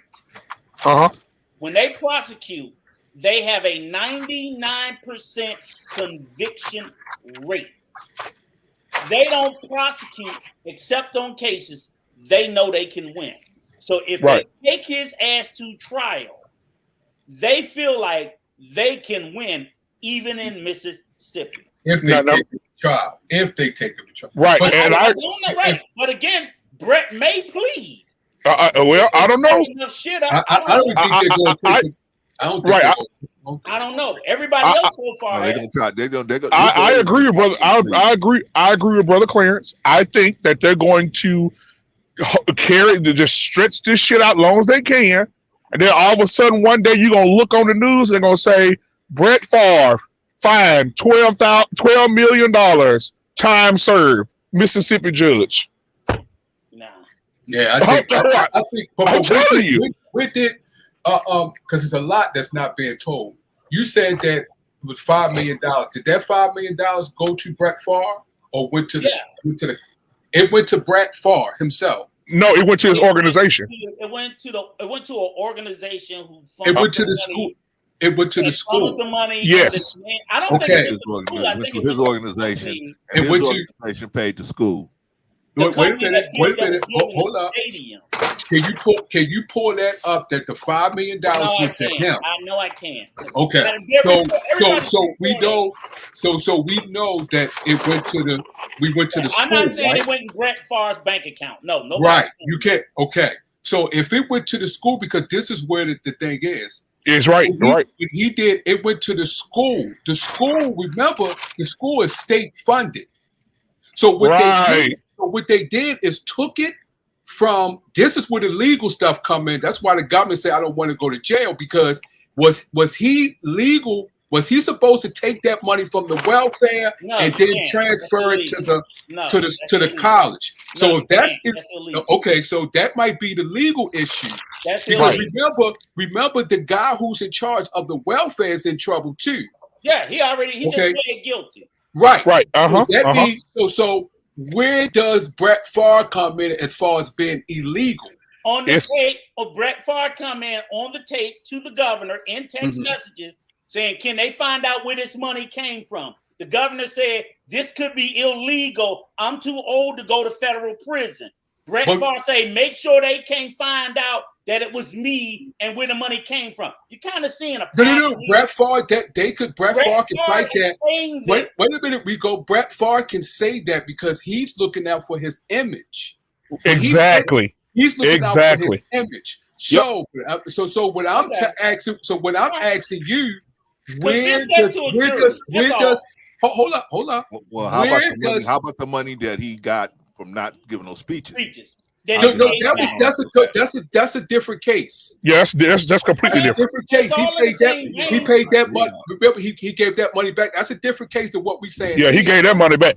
Right. So he still might charge him for it, though. He still might get charged. I understand what you said, but the money back, they can still prosecute. No. But that's a different case. Let's leave that case aside. Don't bring it into here. That's a different case. Okay. We're talking about this right here where Rico is saying, he was on the text message saying all those, but he actually did not take the money and put it there. The governor and the guy. You don't have to touch it. Oh, wait a minute. Okay, then you're saying conspiracy, right? Right. It's Right. conspiracy. So, but still, even if you want to say conspiracy, how does that bring him legal? Because if he didn't benefit, show me where he benefited off his conspiracy. No, Yes, he that's the way does. Conspiracy work. Yes, he does. Benefit. You don't have Yeah. to benefit. Just If- two if- more people if- conspire. Go, But hold on. But Brett Favre got the money. But at the same time, the money went to his foundation. Okay, so the money was given to the foundation by the government. The government funded the foundation. The foundation delegated the money. Brett Favre never touched it. That's why I asked for Brett Favre. Wait a minute. No. Hold up. Now, the way he explained it, Black explained it. Now I can see where Brett Favre can be legal because he said it went to the foundation, then it went to the school. Rico Ben said that. No. But I thought Rico didn't say that. He said he couldn't prove. He said he couldn't prove that it went to. Right, and they say this is alleged. Like he allegedly had it in the foundation, and the foundation put it into the school, and the school built the volleyball thing, right? But then, like you said, the school is state funded. So basically, we took money state money and put it back into a state facility. No, you didn't take state money. But I want to know. But no, I want to. Federal money. We could go back and forth. I want to see. Put the article up to show that it went to his foundation because the way they explained it, it's still coming out, so we don't know. Okay, so because the way they explained it, it went to the school, and then Brett Favre gave $130,000 to the school also through his foundation. Exactly. But the money, the $5 million, they said the millions went straight to the school, and then he gave an extra $130,000. So that's the way it's being explained to me. So if y'all got something to say that it went straight to him, then to the school, they're not telling it. They're not playing the hand right now, so we don't know exactly what happened. But what I'm saying is, even if he didn't touch the money, that's how they get these mafia guys. They didn't touch the money. They didn't do nothing, but they're sitting in prison. They didn't pull the trigger, but the mafia guy benefited. Where does it did? The mafia got benefited off his conspiracy. No. You just played the image card, right? How did he benefit? His image, because the representation was the money came from Brett Favre to build the stadium. No, he said you don't know that though. Listen, it came through his foundation. He said that he was going to fund this volleyball stadium because his daughter played volleyball. He said he was going to do it. No one knew. They knew it came from his foundation. They didn't know it came from welfare. They didn't even know it came from the state. It was given to this woman. Her last name was New, who then did it. So it went through his foundation to the school. It didn't come from pull that up then. Pull that up. Pull that up. That's part of the article. No. It was not the art. It was not. Pull the article up to show that it went to because it has not. Because I read plenty of articles, and none of the articles that I had read said it went to his foundation and then to the school. Straight from the state to the school. And you know what, Brett Favre and Brett. It was straight to. Go ahead. No, Brett. Yeah, Brett Favre, and also I want to put this on because we talk about image. Brett Favre can go slap an old lady carrying an infant. Those people love this man. He is beloved. Right. There's statues of this man all around the state. Yeah, that's true. He brought them a Super Bowl. He allowed regular people to come off the street and sit in his living room and watch TV. He ain't no one of them people. He walk around in Wrangler jeans and t-shirts every day with a hat on, going to people's houses, hugging people, giving them money off the street. He's beloved in the community. They are not about to put they care about what's happening with this welfare money. They don't give a damn. They don't give a damn. I'm telling y'all, they don't care. Right. I think the guy who was in charge of the welfare is going to carry most of that weight because he was the person who was in charge. He's going to carry most of that Him weight. or somebody else. Somebody's gonna carry it. It's going to be him. Yeah, because he's the decision maker. Yeah, right. He's the decision maker. Brett Favre's not going to do no sir. Or they probably won't even prosecute him because if they don't go after the governor, he's prosecuted. He's gonna get prosecuted, bro. So, I don't believe. I'll put some money on it. Yeah, when they say that. I'm gonna tell you what's gonna happen. Brett Favre lawyers are going to say, you know what? Brett Favre would not have this money if your government official did not give him the money. The decision was made by your official to give it to him. It was wrongly given to him. And what we're going to do, we're going to fight the fact that he gave him the money, not telling him where the money came from, because the text messages do not say where the money came from. You just said it may be illegal. We never knew this was coming from the welfare. That's what they're going to do. I'm telling you. Well, they might try it, but I don't think they're gonna get away with it because he gonna get away with that. As a matter of fact, let me read the article. Let me put the article. And you think they love Brett Favre more than they love the guy that they elected governor twice? Hell yes. Hell yeah. Hell yes. Yes. Hell yeah. Hell yeah. Yes. Look, let me tell you something. Brett Favre can run for governor next year and win that bitch. Okay. Unopposed. This is Brett Favre's alleged involvement in welfare scheme. Text messages from 2017 appear to show Brett Favre was helped in receiving funding from a former Mississippi governor, Phil Bryant, as a part of a bigger welfare fund scheme in what's being called the largest public fraud case in the state's history. The issue with Favre centers on the Hall of Fame quarterback's attempts to raise money for the construction of a new volleyball stadium at the University of Southern Mississippi. He said he knew they were welfare funds. I'm gonna show it to you. He Favre, said he knew they were welfare funds. Yeah, Favre. Favre's alma mater and the school where his daughter plays a sport. Favre sought Bryant's help in raising money, and Bryant reportedly turned to nonprofit founder Nancy New for assistance. Text messages obtained by Anna Wolf of Mississippi Today and entered Monday into state's ongoing civil lawsuit. So they're just doing a civil part now over the scandal. Show Favre, Bryant, New, and former welfare agency director John Davis. I think this is the guy who's actually going to fall on the sword right here. Work together to funnel at least $5 million of the state's welfare funds toward the building of a new stadium. Now, and you just said civil. What that means? Civil means money. This is the civil part of it. Yes. Bro, when you mess with federal money, dude, the feds are coming to get you. The feds are just putting their situation together, and they're gonna come and get you. The feds looking for a scapegoat. They're looking for a scapegoat. That's what they want. Somebody's gonna fall on the sword. I believe it's gonna be this guy John Davis. That's what I said. Exactly. I agree. I agree with you. I agree. That doesn't mean Favre is gonna walk away scot free. I just think that this Davis is gonna get most of the time. In my opinion. That's what I said, John. That's why I said the guy who was in charge of welfare, he's going to get the blunt. And if they don't go after that governor, they ain't going after Brett Favre. And look, you know the school that his daughter went to. Guess what? The library name is Brett Favre Library, Brett Favre Athletic Complex, Brett Favre Studio. Okay. They can. All right, let me finish the article, fellas. New has already pleaded guilty to 13 felony counts related to the fraud case in which nonprofit leaders misspent at least $77 million in money that was earmarked to aid those in need, according to Wolf. Okay, so this chick already misspent $77 million total, right? And now that's outside of the $5 million for Brett Favre, right?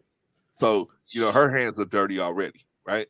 So maybe she might now that we've shown that they've shown her hands are dirty. Maybe she might be the one to follow the knife, right? In text, Favre reportedly asked New whether any money he'd received for the volleyball stadium can be tracked back to its source by the media. Now, why would you ask that question? That presumes that maybe he might know, he might have an idea. Y'all better leave my brass and chads alone, right? Protect the fellow white man, all right? That presumes that maybe he might know that this money is not coming from where it's supposed to come from. A legitimate source. Right, there you go. And they only get so much funding per school, right? But now he's asking for $5 million more for a volleyball stadium, not for computers, not for heating systems to make sure the air is clean. He's asking for a volleyball stadium. Why? Because his daughter plays volleyball for the school. Now keep in mind, y'all got to look at Brett Favre before this scandal, because Brett Favre has donated millions to his alma mater. Don't mean nothing. Hold on. Watch this. So if he's donated millions, his statues out front, he done brought this city a Super Bowl. They got a statue there where Brett Favre stores, Brett Favre's bed and breakfast. Brett Favre, I mean, the whole state is basically his. He can run. I'm telling you, he can run for governor tomorrow and win, and the other person will even get a vote. He wouldn't even, man. Don't matter. I mean, I'm sure. Y'all conflating the state of Mississippi with the federal government. That's all I keep trying to say. Hold on. Look. Let me not the state of Mississippi. Let me say this. Okay, we seen Deshaun Watson, right, with the masseuse, right? Mm-hmm. Right. How many games he got suspended for? He was out a whole year, and now they suspended him for a whole another 11 games, right? I think like 12 games, something like that. Right. Did you know Brett Favre had the same scandal and then gets suspended not one game? He had the same scandal with masseuse. All Brett Favre did was send some dick pictures. No, that's what he did to the report. No. Yeah, with the masseuse, the lady said that it was sexual harassment. And Deshaun Watson had 23. Deshaun Watson had 23 people come out. That's a lot of people. Well, for Deshaun Watson though, originally this season he was supposed to only be gone like 7 to 8 games, or 6 to 8 games. But then they try to reappeal it and try to get him reinstated.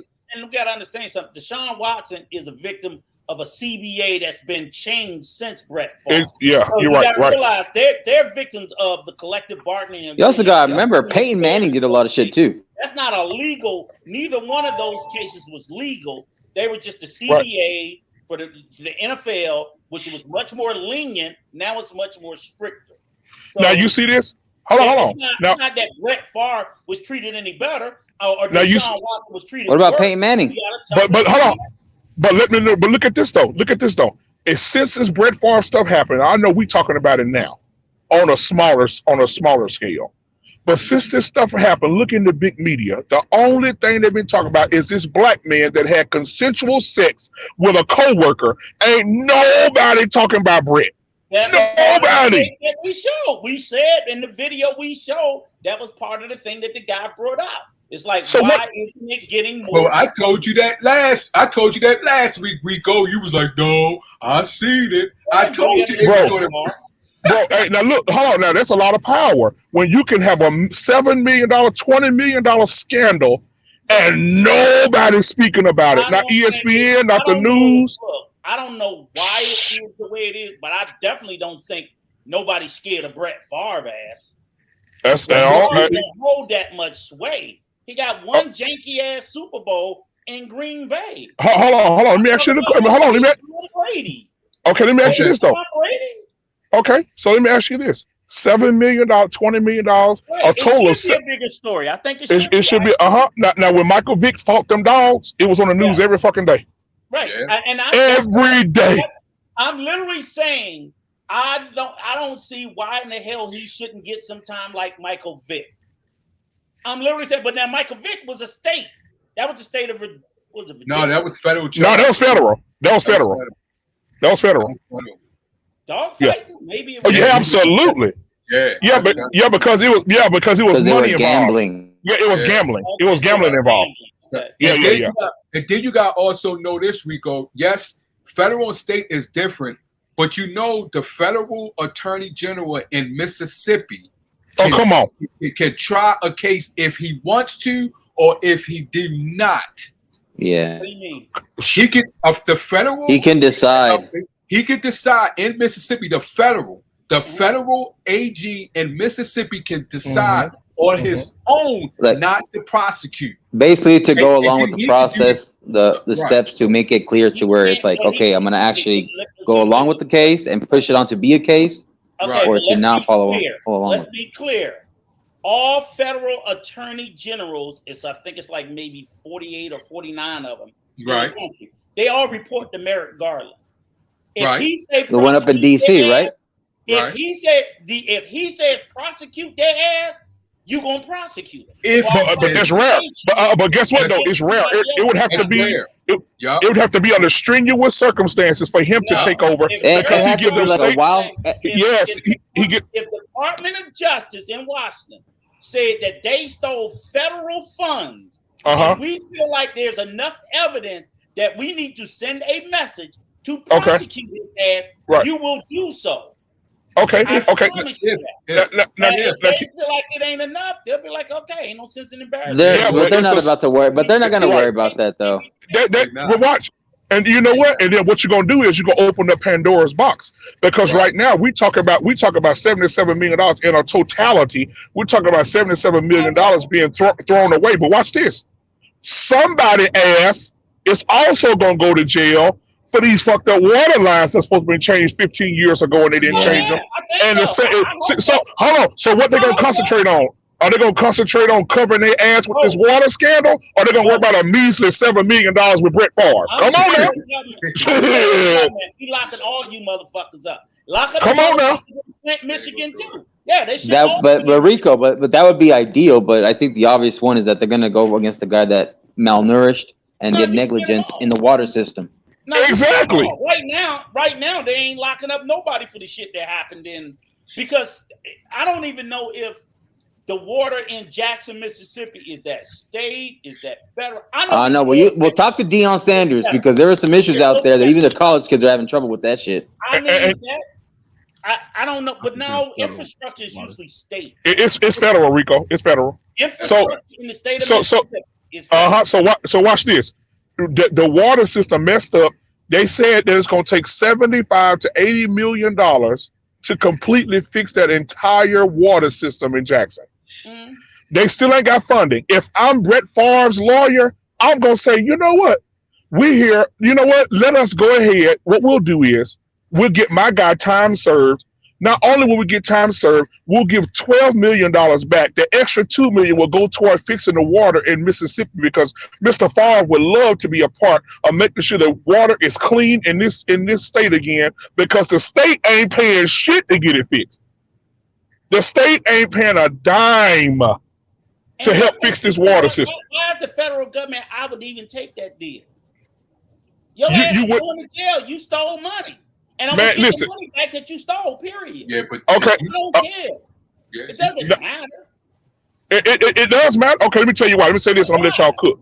Because you know why? Because, like I said again, Brett Favre took $7 million worth of welfare money. They can get that shit back by batting their eyes. But how many people in Mississippi right now that can't take a bath, that ain't got sick, that's malnutrition, they can't wash their clothes, they can't, you know what I'm saying? Overnight with money from Brett Favre. No, what I'm saying is, look at the difference of the totality of impact.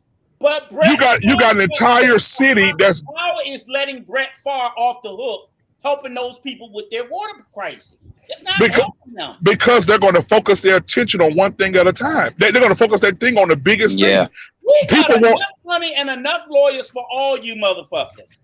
Okay, now watch this. Tell you something. If we got a shortage of lawyers that we can't prosecute all you motherfuckers, then we got a serious problem. And now, Rico, that's what I'm trying to say. Rico, on October the 28th, my church and the group of fellas, we are going to Jackson. I'm gonna go live while I'm there because they still ain't got no damn water, and it's been 6 weeks, 8 weeks. How many weeks has it been? I don't. But sitting there saying because we got this issue, that we too busy to lock up people that's stealing money. Not busy. Not busy. One man walk. Not busy. Do both. No, they're not too busy. But you gotta understand though, Rico, it's like a whole bunch of cases they gotta deal with on a daily basis, and you're gonna add more so. And guess what? But they don't. But the thing is, Rico, they don't have enough lawyers for every person that's doing something bad though. Cases for they got enough. They got enough lawyers to deal with Brett Favre. Every day who did a lot less. Oh no, man! Money talks more. Money talks. A black man who ain't took nowhere near that many millions of dollars, and they locking their asses up. Brett Favre sitting somewhere right now with a cigar in his mouth, with his leg crossed, real calm, in a deer stand somewhere, laughing his ass off.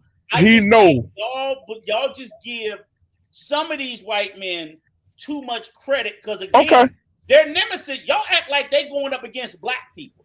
They going up against the white federal government. You don't have enough fucking money to beat them. Now, okay, let me ask you a question then, Rico. It's never gonna be that long. Rico, so you mean to tell me the Attorney General of Mississippi ain't never sat down and had dinner with Brett? I don't know if he had or hasn't. Shit. That's what you got looking at, Rico.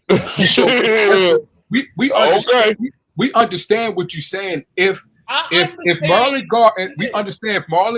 Garland wants to take over and do that, but he's not going to do it. Because you know why? Because if that was the case, the federal government would have interceded to clean that water up.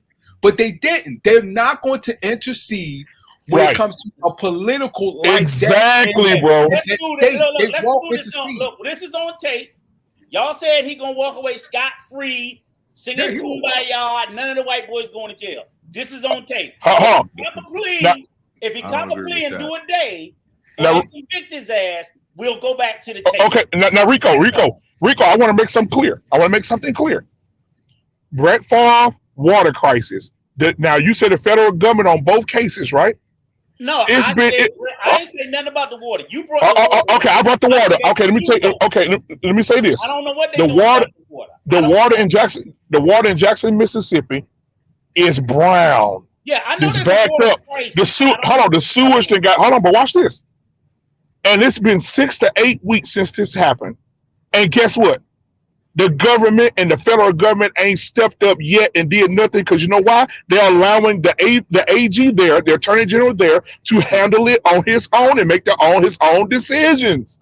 Okay. So the federal government not coming down and saying nothing because the Attorney General say, I got this. They only come in when it's overwhelming for the Attorney General. It ain't overwhelming for this Attorney General that know Brett, know his wife, know his kid. Sit down and have go Google pictures of these motherfuckers eating dinner together. Okay. So they homeboys. So he gonna drag that shit. Don't worry about it, Brett. We'll drag this shit out for 10 months. Give you time served. You pay a fine. You good, brother. I'm telling you. This is gonna be on tape. That's all I'm gonna say. That's not Al Bet though, Rico. Because Rico, you said Al Bet the last time. You said he was gonna get more than 3 years, and I said no. Remember when me and you was talking about this? We got to bet that he's going to do more. You said he's going to Donald Trump.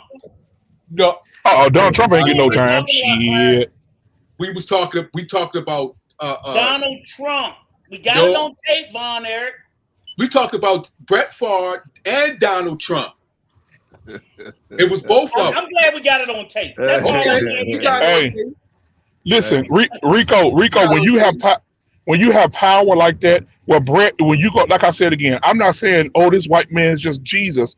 I'm saying when you have relationships with people, it is hard for those people that you have relationships with to kick you in your nuts. Let me give you an example. When R. Kelly did what he did, Oprah Winfrey, Gayle King, all of them went at his ass. Boom, boom, boom, boom, boom. They tried to get Russell Simmons, but Russell Simmons got smart. He sold all his assets and moved in a country of no extradition. Right? But when it came to R. Kelly, they beat him in the ground. When Harvey Weinstein came up, you couldn't find Oprah, you couldn't find Gayle, because guess what? It's pictures of them hugged up on the couch with him, kissing him on the jaw at this man's house with his kids. It's hard for people to turn on people they have relationships with. But bro, when they come to the person that you got a relationship with and they say, okay, either you're gonna do these 10 years or he gonna do these 10 years. Who's gonna do the 10 years? Brett lawyer gonna talk to their lawyer and say, listen, Mr. Favre would like you to go ahead and take this time or keep his name out your mouth. The sister, I just told you this, the lady already pled to 13 other felony counts already. Oh yeah, well they already got to her. They already got to her. They already got to her. And she's snitching. And she might got a fucking, they may have Brett ass on tape. They might got him. I don't know about that now. I don't know if they got him on tape. Okay, I don't know, but they may. Don't think they don't. Do you think that if they come to this lady with all them, that she already pled to these 13 And charges, she ain't and they snitching? say, hey, we can cut your sentence in half if She you telling on testify every against fucking Brett body. Favre. Uh-huh. She's telling singing on like Stevie everybody. Wonder, right? She Yeah, gonna okay. let everything. She gonna And let she gonna everything tell out him the Brett bag. ass too, because she looking at jail. But where And did she get? another Where thing, did she like I get said, that? Where did she y'all get are that? so adamant that these Wait a white minute. people with money don't go to jail. Like I told Bro Clarence, they threw Martha Stewart fucking ass in jail. Okay, but Yeah. it's a difference now. It's a difference. But look at the crime. Hold on, but look at the crime though. It's a different. It's a difference now. Let me tell you, she didn't go to jail for stealing welfare. She didn't Right. go to jail for stealing Right. from the fucking federal government. She went to jail for Insider trade. But that's a different. That's a different case. That's a different case. That's Different. I'm saying about this. It's even I'm saying, less. Let me tell brother. you, no. Listen, Bonner. When it was for less, smaller money. It was to prove a fucking point, and they proved the point. They did not. They did not. They didn't care about how much money she had. They proved a Hold on. point. It really didn't prove a point. You know why? They did. When They Mar- proved the point that your ass go to jail no matter who you are. right. Hold on. But when Martha Stewart got, let me tell you, I want you to do something for me, Rico. I want you to do. I got some homework for you. I want you to look at how much Martha Stewart was worth before she went in jail for insider trading, and I want you to see how much she made when she got out. When that motherfucker got out of jail, she had 3 TV deals. She had a goddamn book deal. She had a goddamn shit. That motherfucker had. She made more money. She made shit more money after she got out of jail than before she went in that motherfucker. When she went to jail. No. See, what you're not gonna do, you're not gonna pretend Martha Stewart was a nobody when she went in, because Martha Stewart had all her shit in all the Sears and Robux all over America. Hell yeah. I agree. Every fucking way. So you're Hell not yeah. gonna pretend like she was a nobody. No, she wasn't a nobody. I didn't say that. I didn't. Martha Stewart. Yeah, she was a shit. I just want you. When she got. Yes, that's true. That's true. That's true, Rico. That's true. But I'm saying the difference between her and this woman that y'all just brought up. No, right? I'm talking about her. You have to compare her to Brett Favre. No, okay, but I'm just talking about what y'all said about this woman. Hold up, Rico. The woman that y'all talked about, that y'all say she may snitch to get half her sentence. Half her sentence going to be cut because she's going to be fall under the first act that Donald Trump passed with his godson, with his son-in-law. She's going to fit under that, because she's only going to do half her time just on that. She ain't going to snitch. She is not going to snitch because she, you know why? Snitches get stitches. It's like Black snitch. She's from Mississippi. Snitches get stitches when they get stitches. She's from Mississippi. Those Mississippis is going in a different code down that bad boy. I'm trying to tell them. Different code down that bad boy. They are not. Hey, Rico. Let me tell you something, Rico. I'm gonna say this. I know this is gonna be off kilter, but there are still sundown towns in Mississippi that they proud of. I understand that. Yeah. Let them catch your black ass out. Let them catch your black ass after 10 o'clock down there. State of Mississippi. So what? State of Mississippi. Right. So don't white folks. Story. Brett, because Brett, that makes Brett Favre a hero, even to the federal AG. What he did. My point. Brett Favre ain't a hero to nobody but them fucking rednecks in Mississippi. Exactly. Right. Hold on. I know Rico probably not a football guy, but the motherfucker. Okay, well the motherfucker is not. The motherfucker is number 2 on number 3 on the all-time passing yards. The motherfucker is known as the toughest fucking quarterback to ever play the game, playing with broken legs and broken feet, cracked ribs. That's what he number one at. Yeah, That's what he number 1 at. What is it? Motherfucking interception. Right. To the other team. But Rico, Mississippi. He's marginal. But look, y'all love what him. he did. Look what he did. Look what he did in Mississippi. What he did, right? He ain't do shit in Mississippi. Hold up. I'm talking about the what you say his crime that he did, right? He took from poor black people, right? Poor black people, right? Predominantly black people. And I'm saying in Mississippi, the way that's a racist state. He is a hero for what he did. He what? He is a hero for stealing money from welfare? To those people down there, yes. He probably was a hero before they found out he stole. Listen they to might this, have a difference Rico. of You're not opinion listening. now. Rico, you're not listening. I'm talking No, about. you're not listening. Listen, And you can Rico. be a And hero. to be you can and be you, my hero till I find out that you stole from me. Then all of a sudden, Rico, it's like, listen. fuck you. Yes, to me and you. If I stole from you. Yes, me and you look at him like, no, he's not a hero. But we're talking about a racist state that has racist people in office. He is a hero because they all do it. Look who he had. That's who don't do it. The people he stole from. Like who? The poor people. They don't get to steal. Right, but the poor people are not controlling nothing. Only rich people. The poor people are not controlling nothing. But guess what? Some of them might be on that jury. Rico, come on now. I don't know. Come on now. You know the history of Mississippi. Move on, Eric. He said he doesn't know. Oh my goodness. All I'm telling you is this. This is on tape. And when it comes back to bite you in the ass, I will be back. And another one, and another one, and another one bites the dust. And if he pleads guilty, that counts.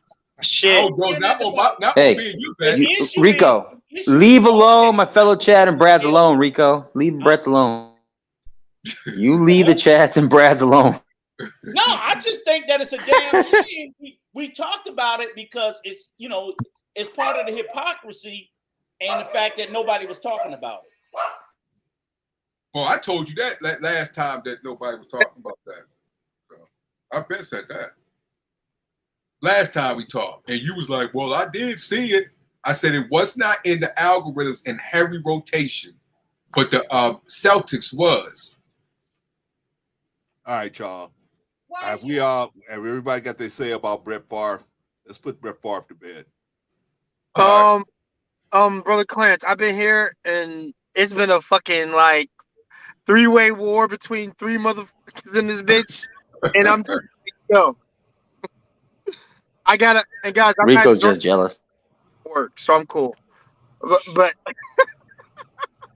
yo, what Brett Favre has done for the people, what he hasn't done, that's what I've been hearing for the past fucking 30 minutes is fucking. yo, y'all, I swear to God, humanity is such a funny ass thing, especially to somebody who does something for a town, regardless. Now you want to talk about Kanye? Yeah, we won't move the content. We're gonna move everything to Kanye. Hold on, before we get to Kanye, because shit, that's another fucking thing. I swear. Oh man, I don't care. We're gonna give you the last word, man. Come on. It is what it is. But I'm gonna say this, Brother Clarence, man. Shit. Oh man, you know what I'm gonna do for this stream? Hello, Black Man of Filter, Von Eric, Rico, Brother Clarence, of course, and Marcus. But oh shit. Y'all motherfuckers have given me entertainment while I'm driving home. I really appreciate y'all. Thank you so much. And this is something to laugh my ass off too when I replay it when I go to work tomorrow. This is funny as hell right now. Don't go away. We ain't even got to Kanye yet. Don't go away. Don't go away. Are we gonna bash him or are we gonna talk about the white life matter, right? That shit. I think Yeah. so. Yeah. That's what we're gonna talk about. I don't know. This is a Rico show. You gotta show the video. I'm gonna see this video. Yeah, we got some. I got some for that shit too. Okay, all right. Well, I ain't even saying nothing about that. I'm gonna let y'all go first. No, let Rico go first. No, I'm gonna let y'all go first so I can tell y'all how crazy y'all are, like y'all keep telling me. So you ready right now? I gotta let y'all go first. Wait, we gotta watch the video first, Black Man. Okay. Controversy. This time over shirts sporting the phrase, quote, "White Lives Matter." Well, Paris is the church of fashion. On Monday, the rapper surprised fans at Yeezy's Paris Week fashion show by posing it up in the design with polarizing conservative commentator Candace Owens. I believe our government is interested in liberating Ukrainians like I believe that the Black Lives Matter riots were about liberating Black Americans, which is to say, not at all. The political pundit posted these photos on Twitter, no captions on the pics. It's worth noting the Anti-Defamation League condemns the saying as a, quote, white supremacist phrase, born out of a, quote, racist response to the Black Lives Matter movement. ET's reached out to Kanye's reps about the controversial fashion statement. So far, he's provided no explanation. That's the first half of the video. What say y'all, gentlemen? What say y'all? I'm gonna say this first. I'm gonna say them. Go ahead and get this out the way. Kanye West is a fucking genius, and let me tell you why. He's a marketing genius. A marketing genius. He just put up White Lives Matter. Got all the attention put back on him. He's #1 trending. Go look at it. Go look how much he made today on his clothes. His clothes are still selling. That clothes and shoes are still selling at an all-time. And the high. fact that we're talking about this right now is making people fall into that shit right now. Oh my God! His Yeezy shoes, his slides, his T-shirts, his pants. They went up 33% today in sales. The man is a marketing genius. He did it with the gospel album. He did it with the text messages from Kim. He did it with the going at a boyfriend. He did. I mean, the boy's just he did this. Everything he does is calculated, bro. Man, he made so much money off of this publicity stunt. It's ridiculous. Damn. Well, I will say that he's a genius in that regards. I'll give you that. That's not what I was expecting Black Man Offender to say, but thank you for shutting my substations for that. I appreciate that. I expect everybody to go angry and be angry as fucking rant. Personally, no, I just know what he about, bro. Thank you. Me personally, yeah, I agree he's a marketing genius, but this one, nah. This one does not make any sense because he did come out with a statement that he said that he did this because to show that Black Lives Matter is fake and they was a joke. Okay, so why didn't you put that on the shirt then? Why you put the white lie and then standing next to Candace Owens, and we know what she's all about. Call about Candy Owens. Yeah, so this I do. He is a marketing. Everything that Black said before this, yes, he's a marketing genius. You could take it as a marketing genius, but this right here, no, this remind me when what's the name? Michael Jordan say Republicans buy shoes too. This almost remind me of that right there. Wow, yeah, I remember that shit. Hey, but you know what though? but you know what though, Brother Clarence, y'all? When he talk about Black Lives Matter as a joke, y'all listen. I know this ain't gonna be sexy, y'all, but it is a fucking joke. And let me tell you why. At first, I was all for Black Lives Matter. You know me, I'm for the cause. But when I found, but 3 lesbians run this organization, right? They bought a house, a $2 million house. What's that for? $2 million house to stay in, and then on top of that, you're on your website. You go read on the website. It talks about the family not being a nuclear family, but it's all about women's rights. And I'm like, what the fuck is this? So basically, they're building their LGBTQ community. They're building up women that like the independent women community. They're building that shit through Black Lives Matter. And if y'all don't believe me, go do the research yourself. I believe that, but that should have been put on the shirts then. Black Lives Matter is a joke instead of the white matters. What white man? Nobody killing them by the high numbers. That's not even so. It should have been on the shirt. Black Lives Matter is a joke. Now watch this. Remember the first publicity stunt he did about 4 years ago? When he walked into the concert with a Make America Great Again hat on, and his shit went through the roof. Yeah, same shit with these T-shirts, bro. Well, I understand, but it shows that he's about himself then. Okay, exactly. He's trying to do something against Black Lives Matter, but he's judging them, but yet he's doing the same thing they're doing. Everybody, okay, I got a question for everybody on the panel. We didn't even get to answer the first question. Right. Yeah, let him finish. Let him finish. Well, not everybody got to go. I want to hear everybody's take on it. Hey, I want to hear Brother Clarence's question though, because he's gonna have some slick ass questions. We still gotta give Jay and Marcus. Oh, but how you gotta ask a question, bro, Clarence? Not everybody answer. Go ahead, Marcus. Because I got it like that, Marcus. All right, so my bad. Well, what was your first question that everybody else was about? You talking about this right here? Right here about Kanye? I would like to hear what they think about it. Go ahead, real quick. Let everybody respond. But I just thought of this question now, especially black man. I want to hear your answer to this. But anybody. But you gotta let the other people go, Clarence. Well, before I ask the question. Well, can they go? Get another person to take Tashi go and hey, y'all be real quick. Y'all be real quick because Clarence got this slick ass question. I want to hear this question. Goddamn. I got you. I think deep down Kanye, because Kim hurt him pretty bad, and she went to go screw the white guy. He kind of did it as a counter to Kim. Also, it's marketing. Also, it's a psychological genius, intellectual way of getting people, especially out of the outside white race, to react to this in a way where it might get us triggered, and it might get like a controversy. So it's kind of like a clickbait, like a shock jock. I think that's why he did it. Similar to Black Man, what he said. Obviously, the tickets are going to go up. More haters are going to go up, but also more fans are going to go up. That's it. I'll keep it short. Go ahead, Jay. Clickbait, promotion, investment. No, nah, man. I ain't going too deep in it. It really is. There's no point for me to. Yeah. Well, I will say this, and I'm just going to be short with that. I know most of you guys may not be aware, but the statement "White Lives Matter" that was actually coined by white supremacists. Yeah, they coined that shit. So absolutely, he's literally wearing white supremacist ideology messaging. He's literally doing that. Now I know maybe a lot of people want to, it's trolling. I'm like, yeah, but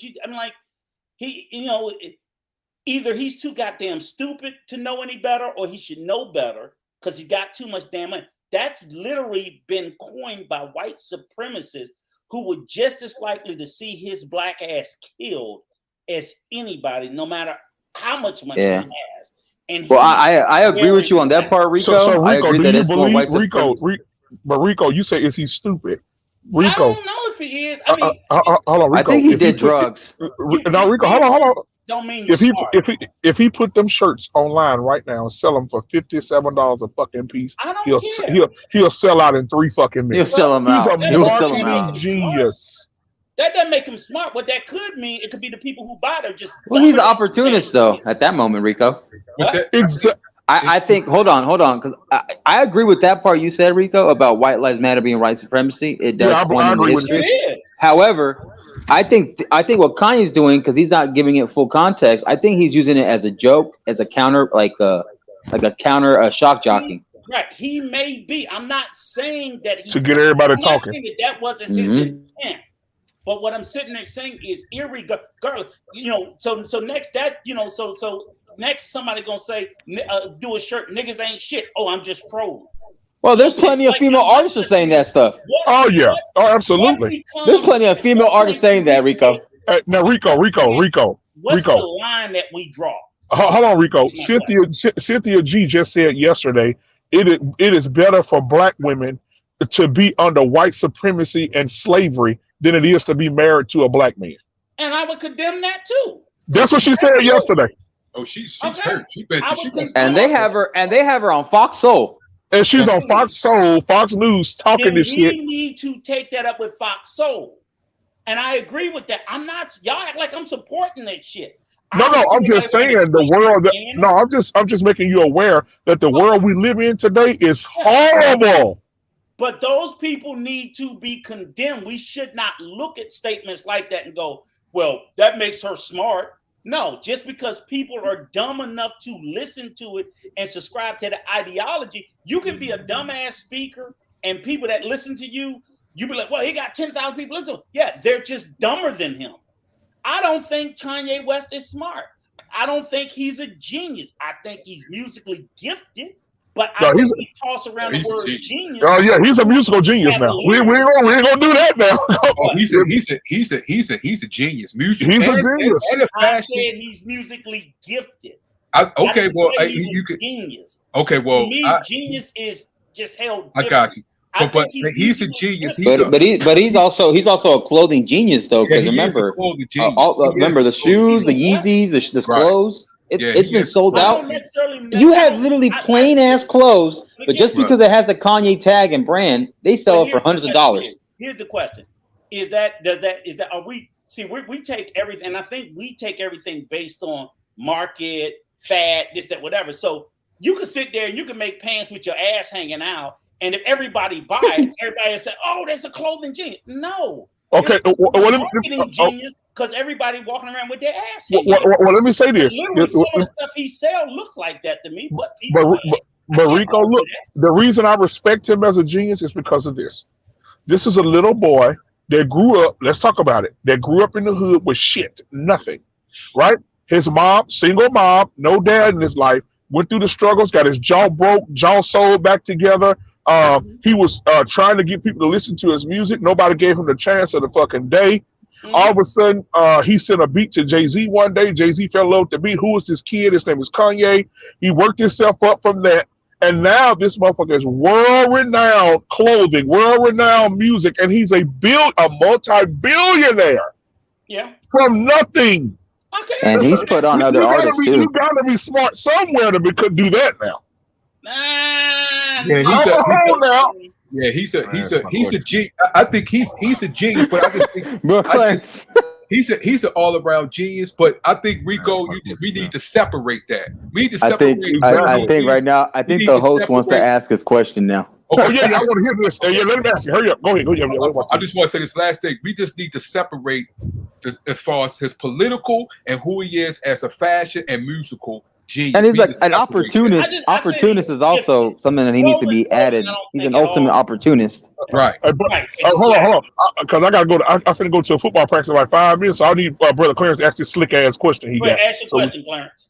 Yeah. No, I ain't no good. I ain't no good, man. So let me ask the slick question because I ain't no good. All right. So which one of y'all is gonna be wearing one of those White Lives Matter shirts? Hell no. Oh, you got me fucked up. Wait, Black man. He's a genius. He's a genius. He's a genius for all those other suckers that are gonna buy it, but I ain't gonna buy that shit. Yes, exactly. You have to look at the numerical. Listen, the masses are what? The masses are sheep. Right. You have to look at the numerical ratio. If 8 out of 10 buying this shit, I'm 9 and Marcus is 10. We're not buying that shit. Why the fuck? The genius. Because I was born that night, but I wasn't born last night. So that is what makes you a genius. You can spot the stupid. Right. I'm not buying I don't that think shit. that makes you genius. I think that makes you talented. Right, but Rico, this motherfucker cut a hole. Genius is a big leap. This motherfucker cut a hole. Well, I'm not comparing him to fucking Einstein. Let's keep it a buck. I'm not comparing him, but I'm saying from a marketing, from a selling, from opportunity genius. That's he's a genius level. Rico, anytime you can take a Fruit of the Loom t-shirt, cut a hole in the middle of that bitch, and throw mud on it, let it dry up, and sell it for $200. $200, you a motherfucking genius. I hope you a fuck. We also understand that a lot of times success is the marriage of hard work and good luck, or where hard work meets opportunity. And also networking. Networking too. In a lot of instances, people who have gone on to become wildly successful, rich, famous, huge, they'll tell you a lot of it was hard work, but a lot of it was fucking luck too. That they came up with something at the right time. So yes, I give credit where all credit's due, where people see something and they take advantage of it. But I also know that, well, if it wasn't them and somebody else came behind them, it would have been someone else that maybe would have capitalized on that same. No, because you know what? It's his own design, but we right? But watch this, Rico. So you mean tell me right now, if your wife came home with a pair of Yeezys for you, you wouldn't wear them bitches? No, I wouldn't. Oh, stop! I wouldn't. I'm not into that stuff. That's me. Rico, he's gonna ask for the receipt and say, "I'm gonna take the cash instead." If your wife came in the door with a birthday present in front of all your friends and say, "Baby, I got you something," she gave you a whole lot of nice shit, and then you open up a pair of $300 Yeezys, and she said, "Oh," everybody said, "Oh, those." Let me say this to be correct. I don't know anything about Yeezy, so that's why it's easy for me to say no. Because I don't know the quality. So you wouldn't even know if you'd be wearing them. Or if I think they're worth it. So they're going to have to be worth $300. So then you wouldn't know that you'd be wearing them if she gave them to you. I'm not. So then you wouldn't even know you'd be wearing them. They're not worth $300 or they're a piece of shit to me. I'm not going to. Wait a minute. Ugly. I've looked at some of the shit that, like the shoes that Kanye have. I don't know what the Yeezys are, but them funny looking Croc shoes to me, I think they're horrible. Oh, of course, I agree with you on that. I think they are. And how much are they? How much are Hundreds they? of dollars. Hundreds of dollars. $250 for some slides, and they sold out. They're horrible. And you can buy them for $10-15 at Walmart. Let me tell you. Yeah.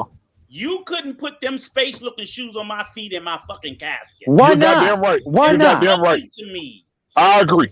I wouldn't wear them motherfuckers around the house. them space shoes, I do not like. You mean to tell me you wouldn't buy those square box looking shirts from that music video? Mine, no. Looking like a cereal box? Right.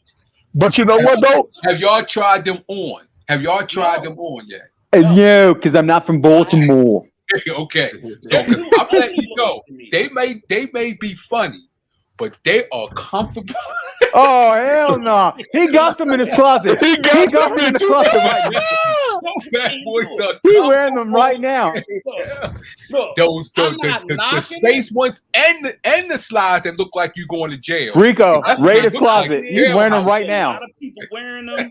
Ron Eric, you got your White Lives Matter shirt, Ron. You got one of those White Lives Matter. He bought a beanie. You're a black man unfiltered, man. You're a black man unfiltered. Got those White Lives Matter. Hell no. Bullshit. I was going to buy them for you and Rico right now. I was going to buy them for you and Rico. I'm gonna get one for you and Rico. Hear me out for a minute, guys, because I'm gonna tell you what's also part of the problem. Here's also what's part of the problem. Okay, hey, Rico. In particular, this is a real bad problem in our community because this shit started with Jordans, and I'm gonna tell you why. Jordan. This started with Nike, not Jordan. Let me finish. Jordan would drop a new sneaker that ain't nobody ever had, nobody ever wore, and motherfuckers would be lined up outside for 2 days to get a pair. So what I'm sitting there saying is we will follow a fucking fad no matter how foolish it is at our own peril. Wait a minute. You can't just throw Jordans in there by themselves, though. You had Nike. You had no. You had Nike, K-Swiss, Reebok. You had Pumas. Hold on. iPhone. Hey, look at iPhone. Nobody was lining up and iPhone them, but nobody was lining up for K-Swiss, Pumas. They were only lining up for Jordans. How about Timberland? Only thing I ever saw. Everybody had Timberland. Is crazy. And what I'm saying you is cut out, black man. Ones, but when the new ones drop, somebody said, "Oh, the new Jordans dropping to Friday." But like Nike was outselling them before them, weren't they? So what I'm saying is, we're such a consumer society. This is where we're fucked up. We're hardwired. So is it genius, or are we also, as you said, we are the sheep? Black people both. Black people's not lined up. I think it's both. Where you see black people lining up to buy Yeezys like you did Jordans? No, I don't. But right. I'm just exactly. So that's a difference. I'm simply using how sometimes people are just caught up into fads, period. So the question is Yeezy clothing and stuff really that good, or are we just addicted to Yeezy?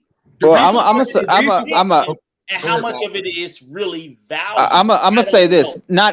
I say like a lot of trends that I've seen in my era is like stupid as shit. I will say that. I've seen some of the dumbest things in my era where I thought the older school era had better style. Yeah. And that's just my opinion, right? So skinny jeans are an atrocity. I can't stand skinny jeans. You might as well be a stripper. And then other thing, as like I remember Ed Hardy and True Religion. I thought you basically just bedazzled it. You just bedazzled shirts, and that's it. You sold it for $300, and then the jeans of True Religion were like hundreds of dollars. That was overpriced. I used to go to PacSun and stuff like that to buy my jeans, or Marshalls, or Ross, or whatever. And then you had what's the other stuff? Like these hoodies. They're like hoodies that kind of like go like reverse or like backwards or some shit. It was I didn't like it. And then you had a whole bunch of these other shoes that just was ridiculous. But I get what you're saying, Rico. Like it's a bit of both though, because some of it look good, but I think for the most part, people are just sheep. Okay, so let me ask you guys a question. why won't you guys wear White Lives Matter shirts? Why won't you? Stop pressing that. That's like the third time you asked that question. Because No, I haven't got an answer. no. Everybody keeps telling me I won't do it. But I would why not? never. I know. No. Because the meaning that he gave, I wouldn't do it because Shirts are comfortable, Von Eric. The shirts are comfortable. It don't matter. It's what the message means. Right. It's the message on the shirt. He don't have messages on his shoes. He don't have White Lives Matter on his shoes. Jordan doesn't have a dark message behind it. Right. So you're talking about what's the message behind White Lives Matter shirts? What's the message? White supremacy. He said that white people are being killed as black people are being killed by a high number. Okay. So why would if okay, so you guys are saying that the White Lives Matter slogan represents white supremacy, correct? Yeah. Well, according to what Rico explained too. And what really hit the hammer on it now is who he got standing next to him. Okay. So my question is, if that's the case, why support a man that's any of his products? If that's what he supports, if he supports white supremacy, why are we supporting him? Period. But you gotta understand for Kanye, it's been a kind of a pattern where certain controversial people of the other race, white people, quote unquote, he's been around before. So like Trump is one of them, right? He's controversial. Right. And you had he also hung out with I can't remember the top of his head. He was like a controversial white guy. I think it was like Joe Rogan. Talking about Joe Rogan. Well, not just Joe Rogan, but somebody else. Yeah. Well, anyways, regardless, all those guys you just named, but like he has a pattern, so obviously he's gonna sooner or later he's gonna wear that. But my opinion, I think he's wearing it as a way of a joke and a marketing scheme, and also to psychologically play the game. And even though for him, he needs to understand that, hey, you know, there's a dark root behind this thing. It's disingenuous, but he's using it to his advantage. That's what I'm just trying to basically getting from all this.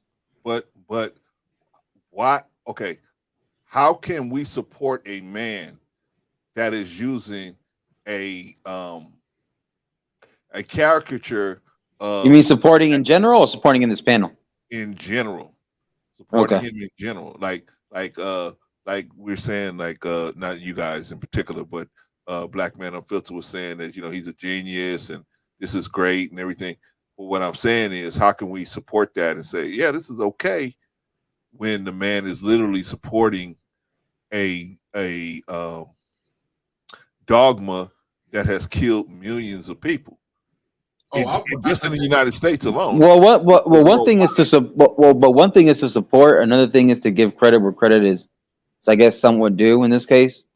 Just because we give a certain word like that doesn't mean I'm a supporter of him.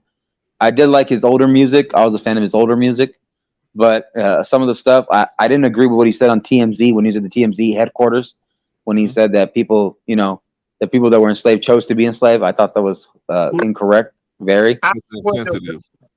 Because he didn't. Now, granted, he didn't say it properly, but what he was saying is when he says, you know, slavery was a choice.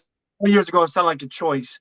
But what he's saying is, don't be slaves now. The difference is people took that, and like I said, you know how the media does. It takes something, and then they manipulate it, and you run it, and you turn it into something else. This is how media has been doing this for fucking years, especially black brothers trying to come up. I don't think you heard my answer before, Brother Kearns. I said up until what he did now, right? I've been behind him because his accomplishments, his as far as how he went at it as business, what he did with that, and especially with why he did it, because they say he did it because to show something about Black Lives Matter. That is unacceptable to me, and I can't support that right there. And now, from now on, I'm going to concede what he does consistently, because right now, to me, he is showing me that he's about himself, all about himself. That too. And he's trying to say He's trying to make a judgment against Black Lives Matter, but yet you're doing the same thing. So right now, my eyes is like, I want to see what this guy is going to continue doing, because these games, like Marcus said, he's an opportunist.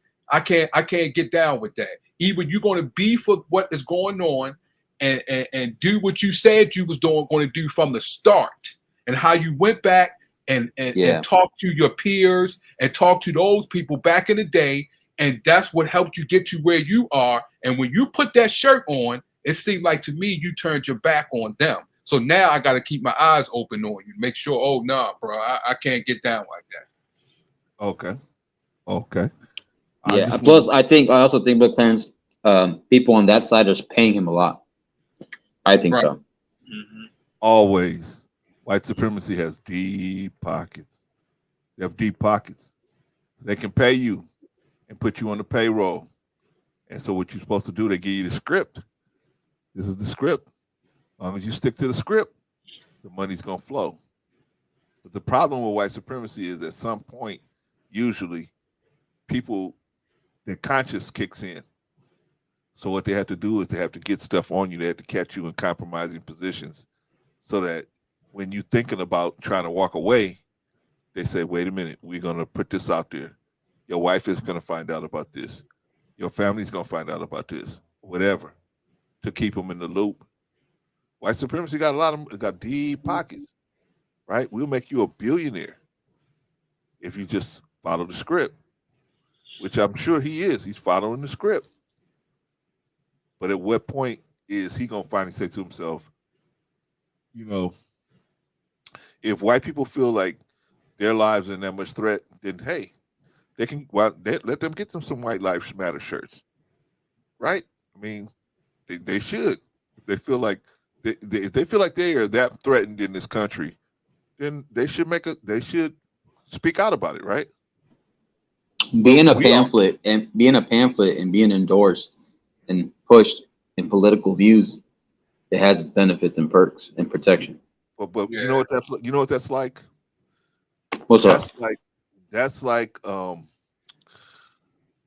the Ukrainians crying out because of stuff's going on in Uganda.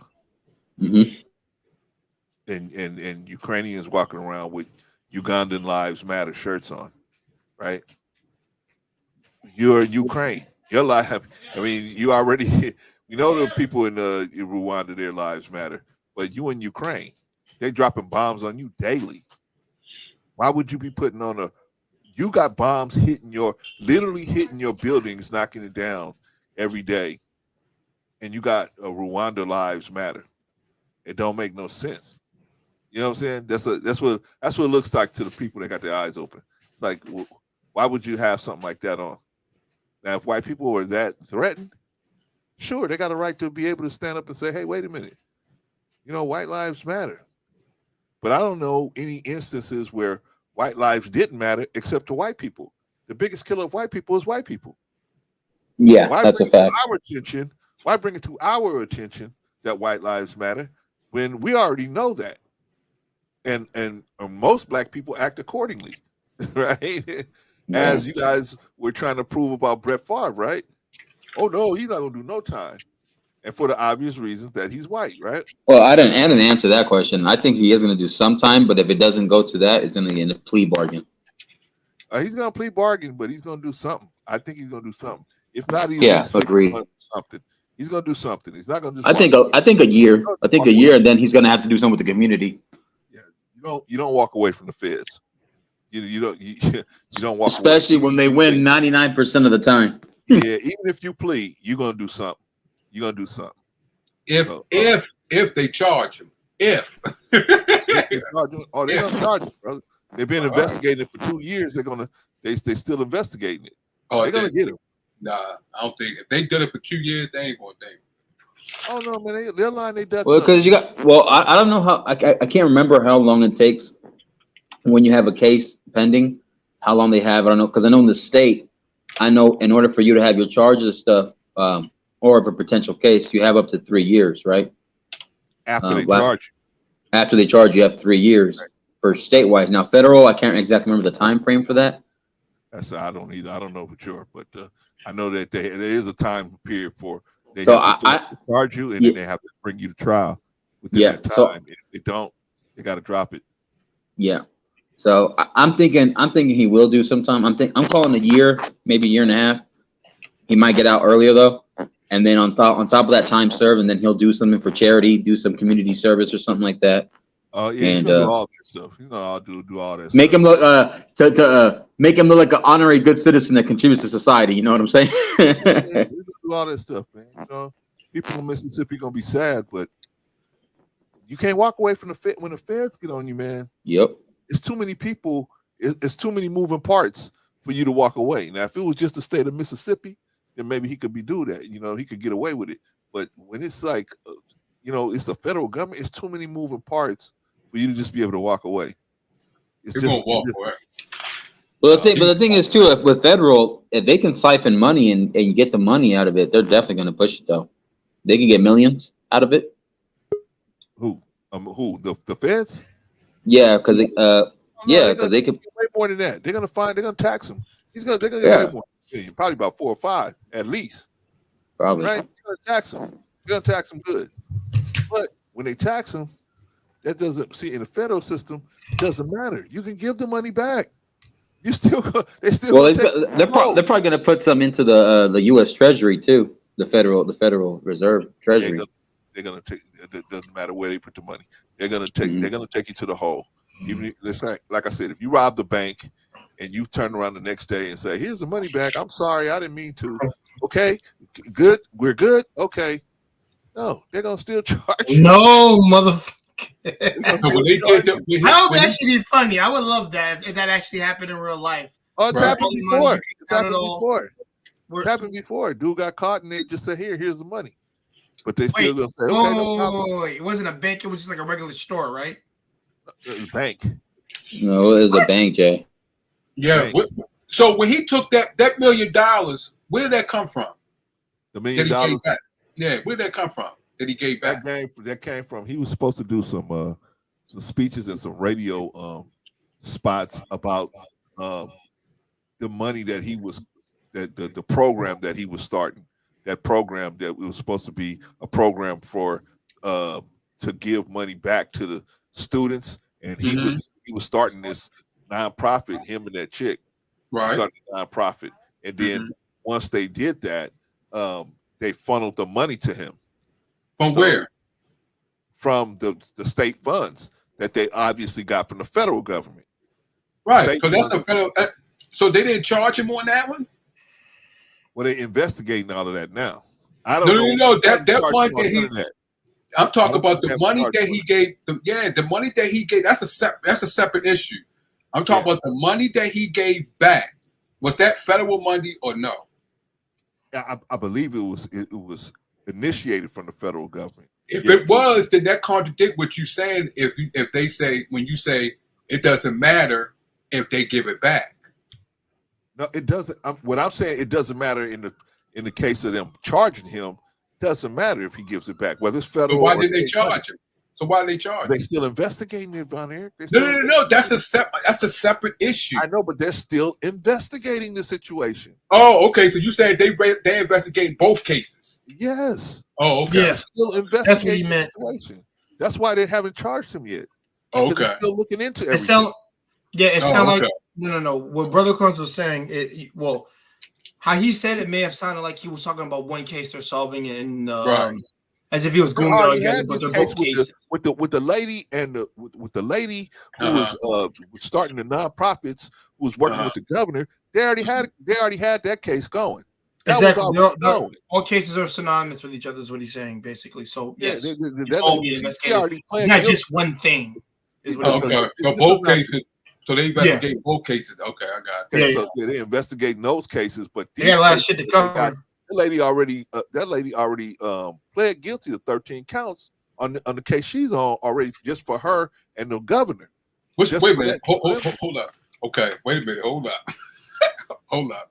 The lady who you just said that she pleaded guilty.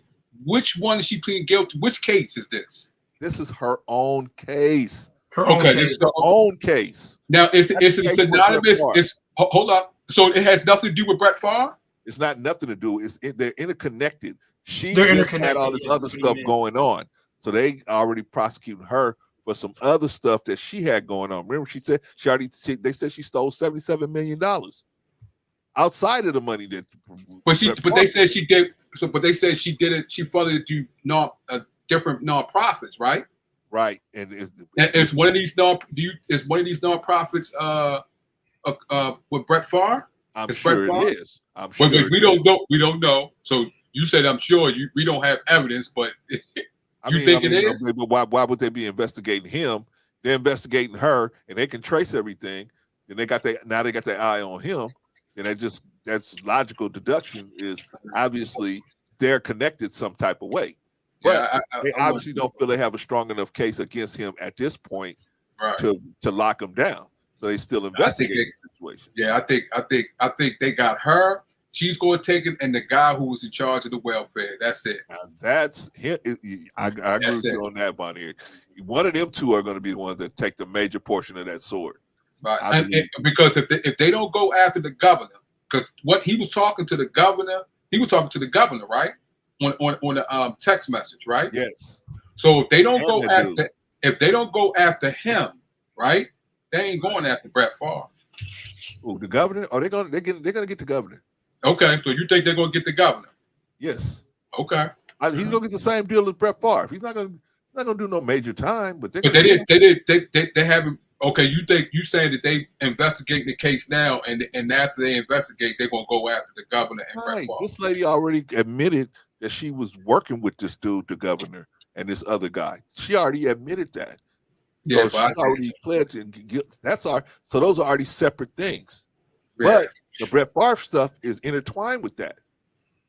So I think she's gonna take it, and I think the guy who's in charge, that's enough for the federal, because that's good politically that they'll be satisfied with. The woman who pleaded guilty and the guy who was in charge of the welfare is a good political status that they can put out there and say, we got it, the case is closed, they ain't gonna go after the governor or Brett Favre, because they got enough with those two, with the woman and the guy. No, I agree with you that those people are gonna take the bulk of the heat, but they have to do something. They can't just let them people walk out of there. Oh yeah, they can. Do something. They can. They can. Remember the governor, the federal government, they have a discretion that they can prosecute whoever they want to prosecute or whoever they don't want to prosecute.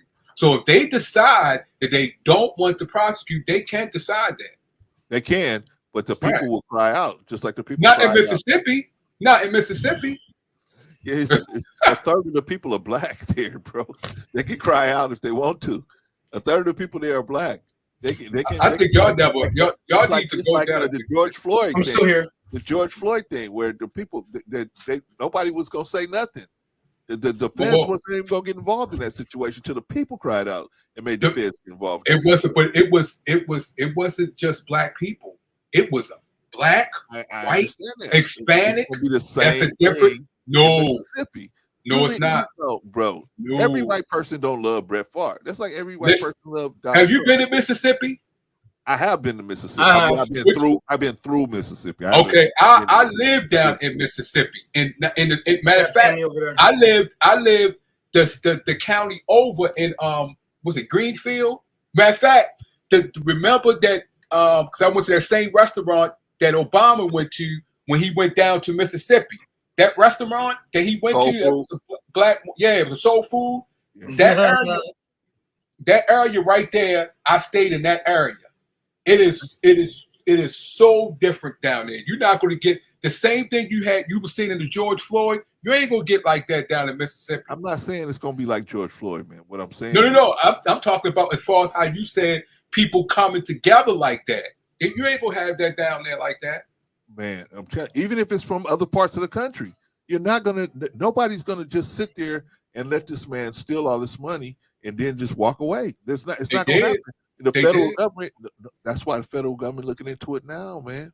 Okay. They're not gonna it's too many moving parts for him. See, it would be a different thing if it was in Mississippi and it was just That's as far as it went.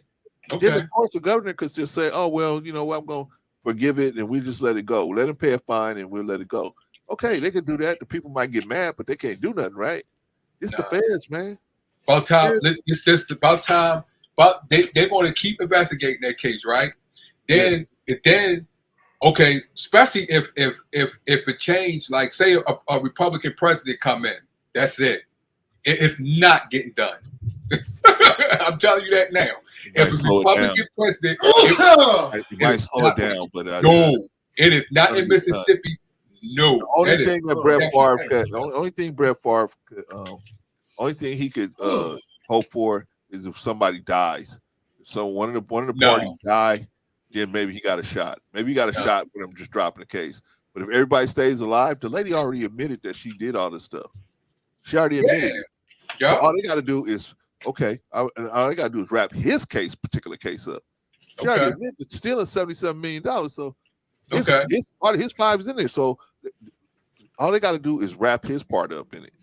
Now, you know why? Because it got more than one nonprofits down there, right?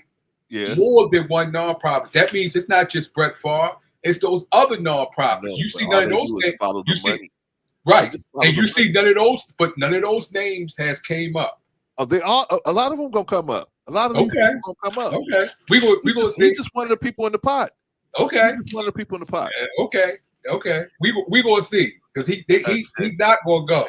I'm letting you know that now. He's not. All right, man. All right. So let's talk about. Let's talk about Herschel Walker, man. Let's talk about Herschel Walker. Okay, first of all, people need to let me know who the hell is Herschel Walker. I don't know who the hell that is. CVS or Walgreens. You don't know who Herschel Walker is? A single 100. All right, Herschel Walker is a football legend, man. He was he played football and he played baseball. Just a phenomenal athlete, man. A phenomenal athlete, and never lifted one weight. He was huge. He never lifted no weights. He just did push-ups and pull-ups. And he was just huge, man. He was a huge dude. Got picked by the Raiders, man. I think he got picked in the first round by the Raiders. Brother Black? Yes. Yeah. But the problem that came from Herschel Walker is that now he's trying to run for, I think he's running for governor. Is he running for governor? No, he's running for, I think it's state senate? Congress. I think it's Congress. Congress. Okay, he's running for Congress? Yeah. Congress. Okay, so unfortunately, for him, he's made a lot of different comments about how black men are not taking care of their children, right? But his son said, "Hey, we tried to tell this dude not to run because we knew he had a whole bunch of skeletons in the closet, but he wouldn't listen, right? See what I mean? When I say white supremacy got a lot of money, they can make you do anything. They say, go ahead and go. That's okay. Whatever comes up, we'll cover it. We'll take care of it." Okay, so the dude did it, right? Okay, so this is his son. This is a report about his son that's going in on him about at first his son was supporting him. Now not so much. Okay, let's take a look at see what he said. This story is absolutely wild. According to a bombshell new report from Roger Sullenberger at the Daily Beast, Herschel Walker, the purported pro-life Republican nominee for the U.S. Senate in Georgia, who wants to completely ban abortion with no exceptions for rape, incest, or the life of the mother, apparently does believe in one exception, and that's when he himself pays for it. According to Sullenberger, Walker was dating a woman in 2009, they got pregnant, and he urged her to get an abortion. The reporting was backed up by a $575 receipt from the abortion clinic, a get well card from Walker, and a bank deposit receipt that included an image of a signed $700 personal check from Walker himself. So when they say that they've got the receipts, they literally have the receipts. Walker reportedly told the woman that it would be more convenient to terminate the pregnancy, saying that it was, quote, not the right time for him to have the child. In other words, when Herschel Walker didn't feel that it was the right time to grow his family, he took advantage of the fact that women had the choice to seek reproductive care. And now that same person wants to make sure that when you don't think it's the right time to grow your family, that you don't have a choice one way or the other. Abortion's for me, but not for thee. In terms of why the woman spoke out now, she pointed to Walker's hardline abortion stance, saying, quote, I just can't with the hypocrisy anymore. We all deserve better. Yeah, Turns out that when your campaign is predicated on banning the thing that you availed yourself of, that doesn't exactly help drive home your message. Now, Walker responded to the story by putting out a statement saying, quote, "This is a flat-out lie, and I deny this in the strongest possible terms. This is another repugnant hatchet job from a Democrat act." Okay, y'all. Herschel Walker says that you shouldn't get abortions. But according to this report, he just paid for one not too long ago. What, 2009? Yeah, about 12 years ago, right? 13 years. That sounds about right. Okay. Yep. Is that hypocritical, or is it different because it's Herschel Walker? Well, it's hypocritical due his political view. So I don't know, because they just say they didn't show the receipt, so I don't know. So as far as how he's running politically, because he's a Republican, yeah, it is hypocritical. Well, was his hypocritical that he got the abortion, or that he's taking a stance against abortion? Well, as far as how his political views is against abortion, and they trying to say he always was like that from the beginning, even when he played football, he ran on those type of views. So yeah, that would be hypocritical if he got an abortion and tried to pay for it. Well, according to them, he did pay for it. He did pay for it. Yeah, according to that. And this man is running for, what is he running for again, Von? Congress. And where's that, down in Tennessee? Georgia. Oh shit, yeah, Georgia. He's getting shellacked. Down there. All right, so let's hear a little bit more, because I want to get to the part where his son starts going in on him. That's what I want to hear. Activist disguised as a reporter who has obsessively attacked my family and tried to tear me down since this race started. He has harassed friends of mine asking if I fathered their children. He's called my children secret because I didn't want to use them as campaign props in a political campaign. Now they are using an anonymous source to further slander me. They will do anything to hold on to power. It's disgusting gutter politics. I'm not taking this anymore. I'm planning to sue the Daily Beast for this defamatory lie. It will be filed tomorrow morning. Only minor issue, it may be difficult to win a lawsuit when the reporting quite literally has the abortion receipt and the check signed by Herschel Walker himself, along with a card. And look, I'm no lawyer, but something tells me that attorneys aren't exactly going to be lining up to take on this case. He even doubled down on air. Start with the Daily Beast, Herschel. I mean, serious accusations that in 2009 that you paid for an abortion. First question, do you know the woman that is making this allegation? You're graduated. I have no idea, but it is a flat out lie.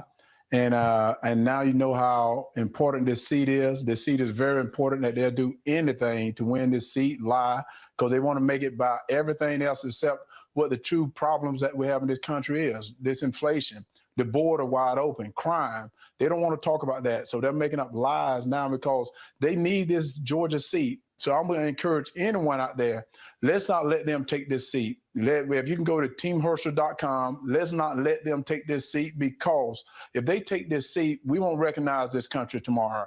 Because right now, for them to come out with total lies, I think that's not right. Let me ask you this. So they're claiming that on September 12th of 2009, that the woman has a receipt for an abortion. They're claiming that 5 days later, on September 17th, you sent a $700 check, and that you sent it in a Get Well card. The Get Well card, it looks like it's included with your signature in the article. Have you seen it? And is that your signature? I haven't seen it, but I can tell you, I send out so many Get Well, send out. Boy, oh boy. All right, so if you haven't sent out an abortion card, you say, no, I haven't sent out any. I haven't sent out. That's not my signature. There are abortion cards, really? It's the first time I'm hearing this shit. He's saying you've been doing it wrong all these years, Jay. You've been doing it all wrong these years. You've been sending them up there. I ain't never heard of no abortion. You've been Ubering them. You've been sending them on an Uber home with no card, Jay. the baby mark etiquette is that you send them a card, right? I never. I'm sorry. This is alien. I'll say this. I'll say this. Yes, guys, there's some things I do and do not know, but if it don't apply to me, I don't care to look for it. But that's only if it's like, I guess, impacting my life. But I ain't never. And listen, I paid attention to a lot of shit. I ain't never heard of no friggin' abortion card. Now, if it was like a get well, like you said, it's a get well soon card. That's different. That's get well soon. Which can mean anything. That's ambiguous as hell. Well, why would it say rest, relax, and recover? Well, that's the as far. See, it has so much. I don't know, because first he didn't admit that he's everywhere. You see that he didn't answer as far as did he know the woman, right? So then he say, "Oh, well, I sent a lot of get well cards out." There you go. So I want to know, did he know the woman? Did he have a relationship with her? And when he sent her that card, was she pregnant at the time? That's what I would like to know. What they not getting to? Well, they're not gonna make him answer, right? Right. He's asking him, and he's saying whatever he want to say, and then that's it, Right. right? Yeah, that's it. Right. So, but it's a lot of things that, because he's it seems like he's everywhere with it. He didn't answer the question directly. So right there is showing that he's showing some type of cover up. Now, why would he send her $700? Did the abortion cost $700? How much did it cost at the time? I would like to know all of that. All right, well, let's find out, gentlemen. Let's listen. Not so much of anything, but I can tell you right now, I never asked anyone to get an abortion. I never paid for an abortion, and it's a lie. And I'm going to continue to fight. You know, I tell you, that's what they want. They want this seat. But right now, they've energized me even more. And they're not going to take the seat. So they better work it even harder, because they've jeopardized my kids. They've jeopardized my family. They think they can threaten me. They think they can scare me. Right now, all that done is it's energized me more that I'm going to fight and win this seat for the great people of Georgia, because to have someone in the seat that lies to the people shouldn't be in the seat as a senator. What about the $700 check? Is there anybody you can remember sending that much money to? Well, I send money to a lot of people, and that's what's so funny. And let's go back to my part.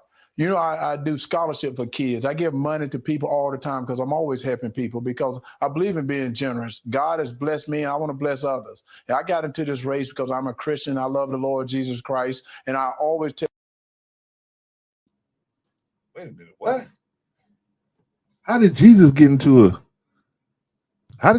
this thing? We're talking about a check he sent to a lady for a baby mark. Where did Jesus come from? Now, you know what? Honestly, I don't want to even. I shouldn't say that, because that might be hurt. That might be hurt. Listen, if you're religious, if in any case, if you're a believer of God, let me say this. No disrespect towards you, but some people do use that shit as a crutch. I do want to say that. Yeah, but I see what he's doing. He's using it as an scapegoat. So, exactly, like I said, a crutch. So what he's probably doing, because what I'm saying, he got a foundation, right? He might have had a relationship with her, right? So they probably talked, not on the phone, not in a text message, probably privately. She probably told him how much it cost. He gave it to her instead of giving her like a check. He gave it to her through his foundation, so if it comes back on him, he can say, this was a foundation gift. I was helping her and blah, blah, blah, blah, blah, doing this, doing that. It's more to the story that needs to get into it to see what is actually going on. And you probably won't never get it. Oh, is this Herschel Walker? Yeah. Yeah, it's Herschel. Yeah. What happened now? What happened now? Well, Let me call Jesus real quick. He's using the old Jesus zip line. I'm a Christian, and I would never do nothing like that, and this and that, right? And Barack Obama.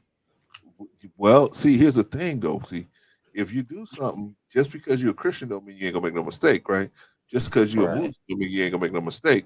Just because you're a Jew or whatever, that don't mean you don't make no mistakes. I think people think because people say I'm of this faith that I'm never going to. That means that this person would never make a mistake like that.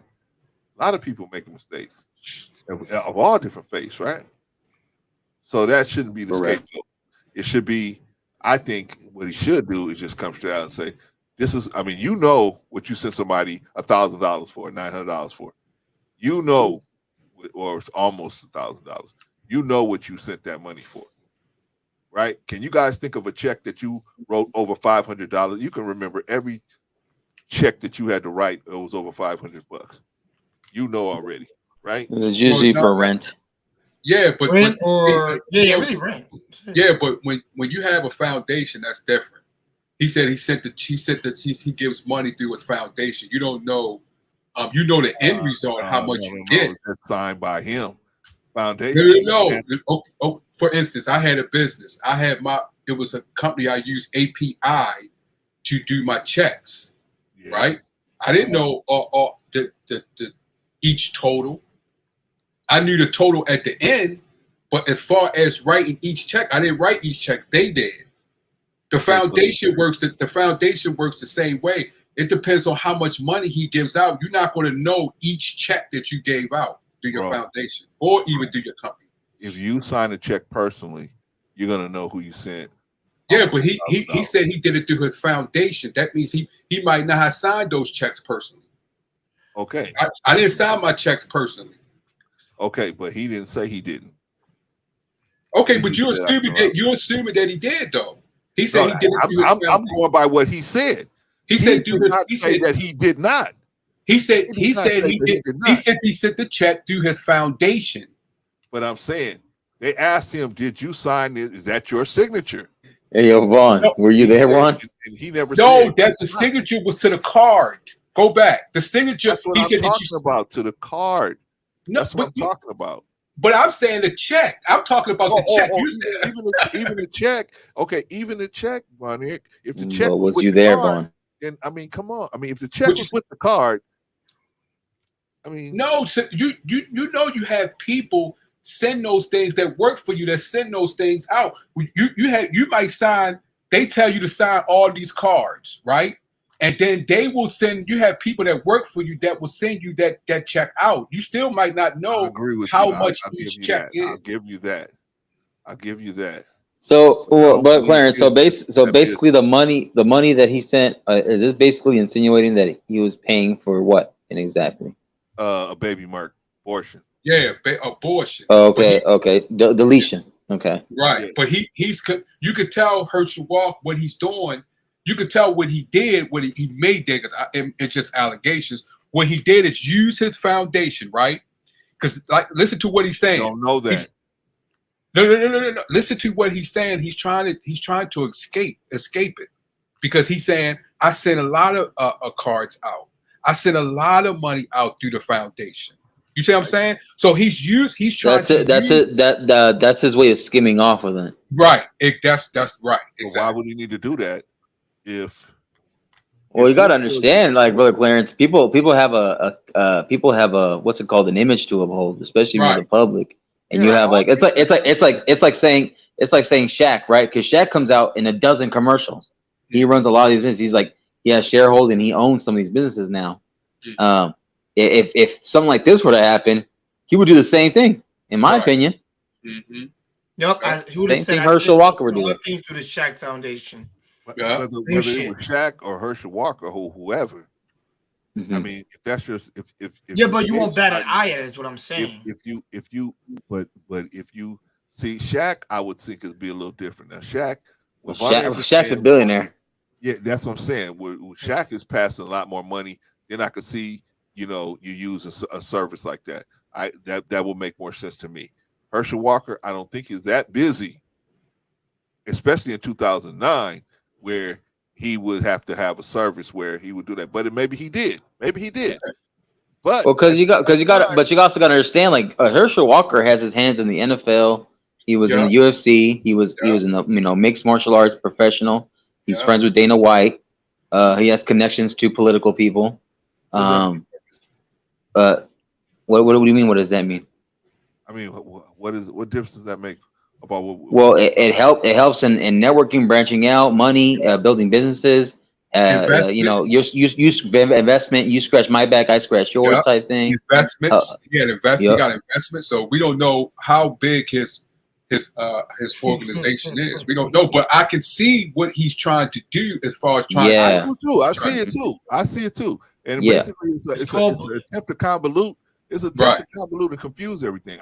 I get that. I see how, and he might have some legitimate business that he is doing that way, and then he kind of try to convolute this situation into that legitimate business. I understand, and it might take a while for that stuff to get unraveled. It may, but what I'm saying is, if you spend $1,000 on something, you're not just signing checks for $1,000. Okay, I get you. Yeah, I agree on that. For the most part, yeah. What am I paying this for? What am no, I it doing? depends. It depends. It depends. It depends because I don't know. We don't know as far as how big his foundation is. He could be writing checks. He could be writing checks for thousands of dollars that his foundation is writing. Right? You're gonna know why. You're gonna know why. No, his because they cut a check for $10,000. They said we need you to sign this check. You're gonna be like, who am I paying $10,000 for? What am I that's paying not. for? That's not. You're not. Work different. Like, oh yeah, go ahead, just pay it. Are you saying, Vaughn, that because they have people in the middle that handle all the affairs of financial stuff? Right. When you have a foundation, you could be giving thousands away, and the reason why you're giving it away because you know what you're going to receive at the back end. So you could be writing checks, boom, boom, boom, boom, and it looks like, oh, he's giving this, he's giving that, but once he does his taxes and get grants, he could put it as a tax write-off. Yeah. See, so you could be writing. Brother, I'm just saying, anybody with any common sense, when you see a total so high, you're going to say, "Hey, what is this for?" Not in foundation. Wait. Yes, you are, because you're responsible.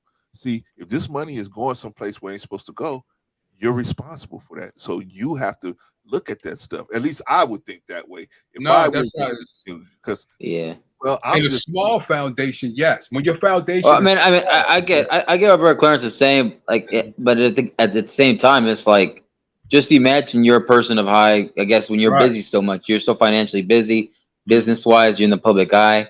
You have 1,000 things running in your head, probably, bills, you got to go do this and that, X, Y, and Z. You got to remember the families there. So I get it. I think in some ways, some things could get lost in translation. I think for the most part, if you were a smart person or a common sense person, you would keep track of that money. But then again, some people do not. If you guys remember, Selena's accountant for like the fan club and stuff, she was siphoning money off Selena. And she's the one that ends up, deleting her. And it was found out because they exposed her because she was stealing money. Bill Cosby, $8 million. So he got siphoned $8 million. So it's a lot of things in there that people don't write. They don't like me when I had my company, I used a person to pay my checks. My CPAs paid the bills, but the people that paid my employees, that it was more than $1,000. I didn't see that until when I sat down. Now, when I sat down with my CPA and sat down with him, I had copies that I was able to look at. Yes, but we don't know. That's why I keep saying I don't know how big his foundation is. So, but I just know you could be writing checks and writing money and not know what is actually going on until you sit down. That's why he said, I write money. My foundation sends money out all the time. Let me ask you a question, brother. Do you think that's a good way to do business? A good way to do what? As far as what? As far as handling the books. It's not knowing where he's going, not knowing, just signing your name and basically common sense handling the books. It's good. You're talking about Cosby. That's how you're talking about Robert De Niro. That's how you're talking about all these people that got all this money still stole from them. Is because they're doing that. That is not a good practice, in my opinion. It's not a good practice, but you gotta remember these type of people are busy. Bill Cosby busy. He's a producer. He's a philanthropist. He is constantly busy, and sometimes you got your old family that you trust that ciphers money from you. You got plenty of brother. But I'm just saying take care of yourself. but yes, that is true. But it depends on how busy you are. If like what yeah, you said, but that's like what like you there's a said, reason why there's a reason why they hire managers and agents right? and stuff, Yeah, representatives. right. So Like This is what you like do. if I was This is what you do. This is what you do. If you do that, then you audit yourself every month or every week or whatever. Oh, I agree with that too. I agree with that too. I You perfectly, listen, I son, agree. Listen, I listen, agree listen, all of 100. you guys. Listen, all of you guys. And I know you ran a business, Fun Eric, probably very successful. But what I'm saying is, it is not a good idea to not know where your money is going. You don't just not know what. Oh yeah, absolutely. Absolutely. But I If you start a business, you want to know where the money's going. Now, you guys are right in this respect.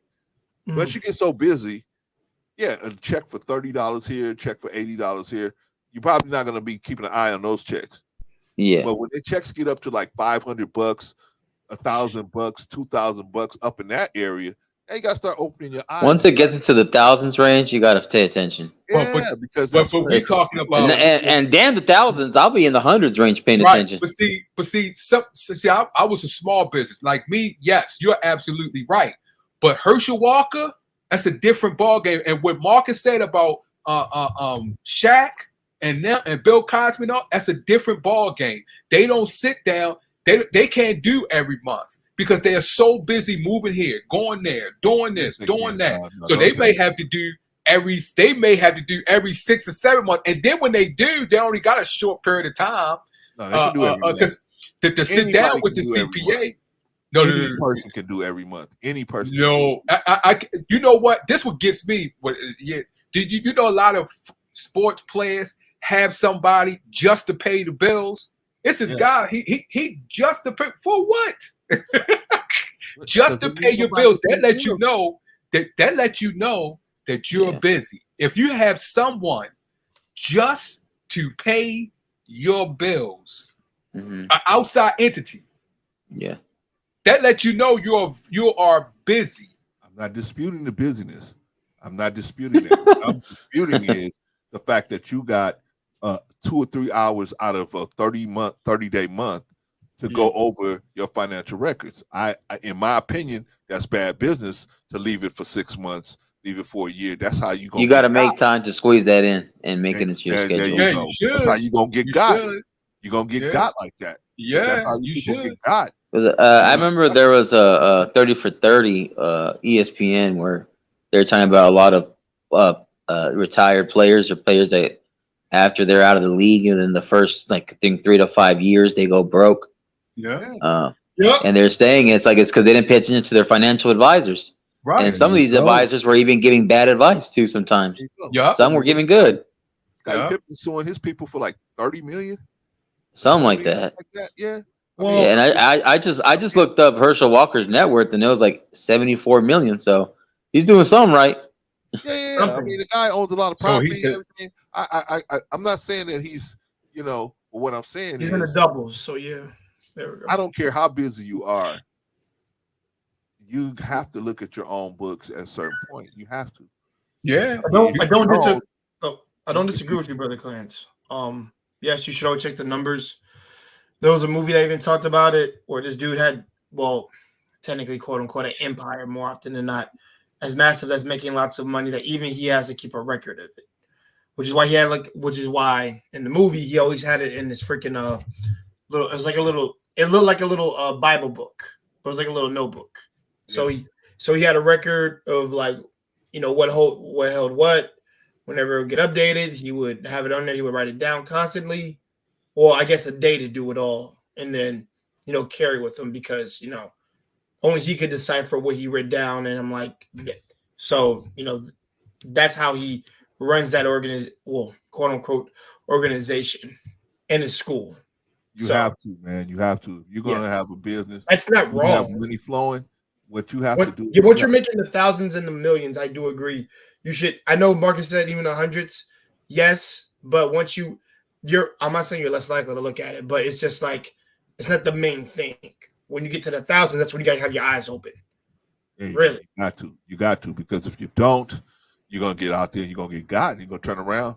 What is $5 million? We're gonna get effed over. The tax man is gonna say, "Yeah, you made 80 million," and then your accountant's going to say, well, we only got 60. We only showing 60 million. Okay, you go, well, where's the 20 million? Where's the other 20 million? I don't know, but I'm about to go to my house in the Cayman, right? Right? So hold on, wait a minute. I wasn't going to say that out loud. I did. Right? Wait a minute. I ain't saying shit. I'd be like, I'm going to be looking into it because I'll be looking into it from my house in the Bahamas. Yeah, you got. No, brother. You ain't supposed to say nothing. Just say it's being looked into because right now there's a lot of people who's missing some money that I helped them with. We're getting to the bottom of this. Yeah. What you do after you say that, you get on the first plane away from America, and then you fucking I guess you're just trying to live in solitude at that point. Yeah, I'm talking about like getting away from the public eye, and then you actually have actual people look into it. Right. Hey, Takashi, you remember? I think you know Stan Lee, right? Remember Stan Lee? And what was the other guy who did the drawings next to Stan Lee? Steve Ditko. Yeah. Now you know they was in some type of feud when it came to money too, because you know he had to go right and Marvel. And remember the guy who did the two guys who did Superman. Remember they was cheated out. They were cheated.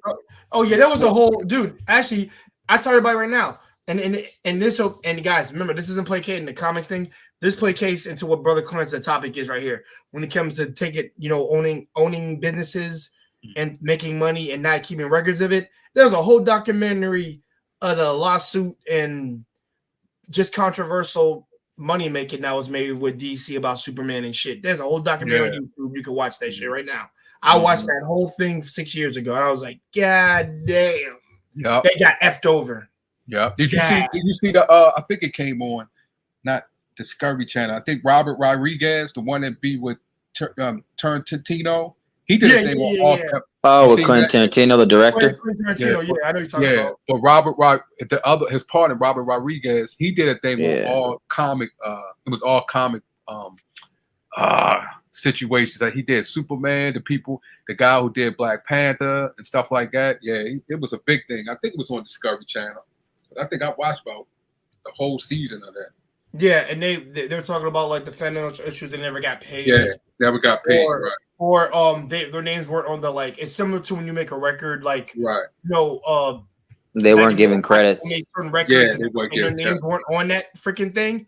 Right. Yeah, they weren't given credit. No. They got money and a plaque, but the thing is, they didn't get recognition because their names weren't on that shit. Right.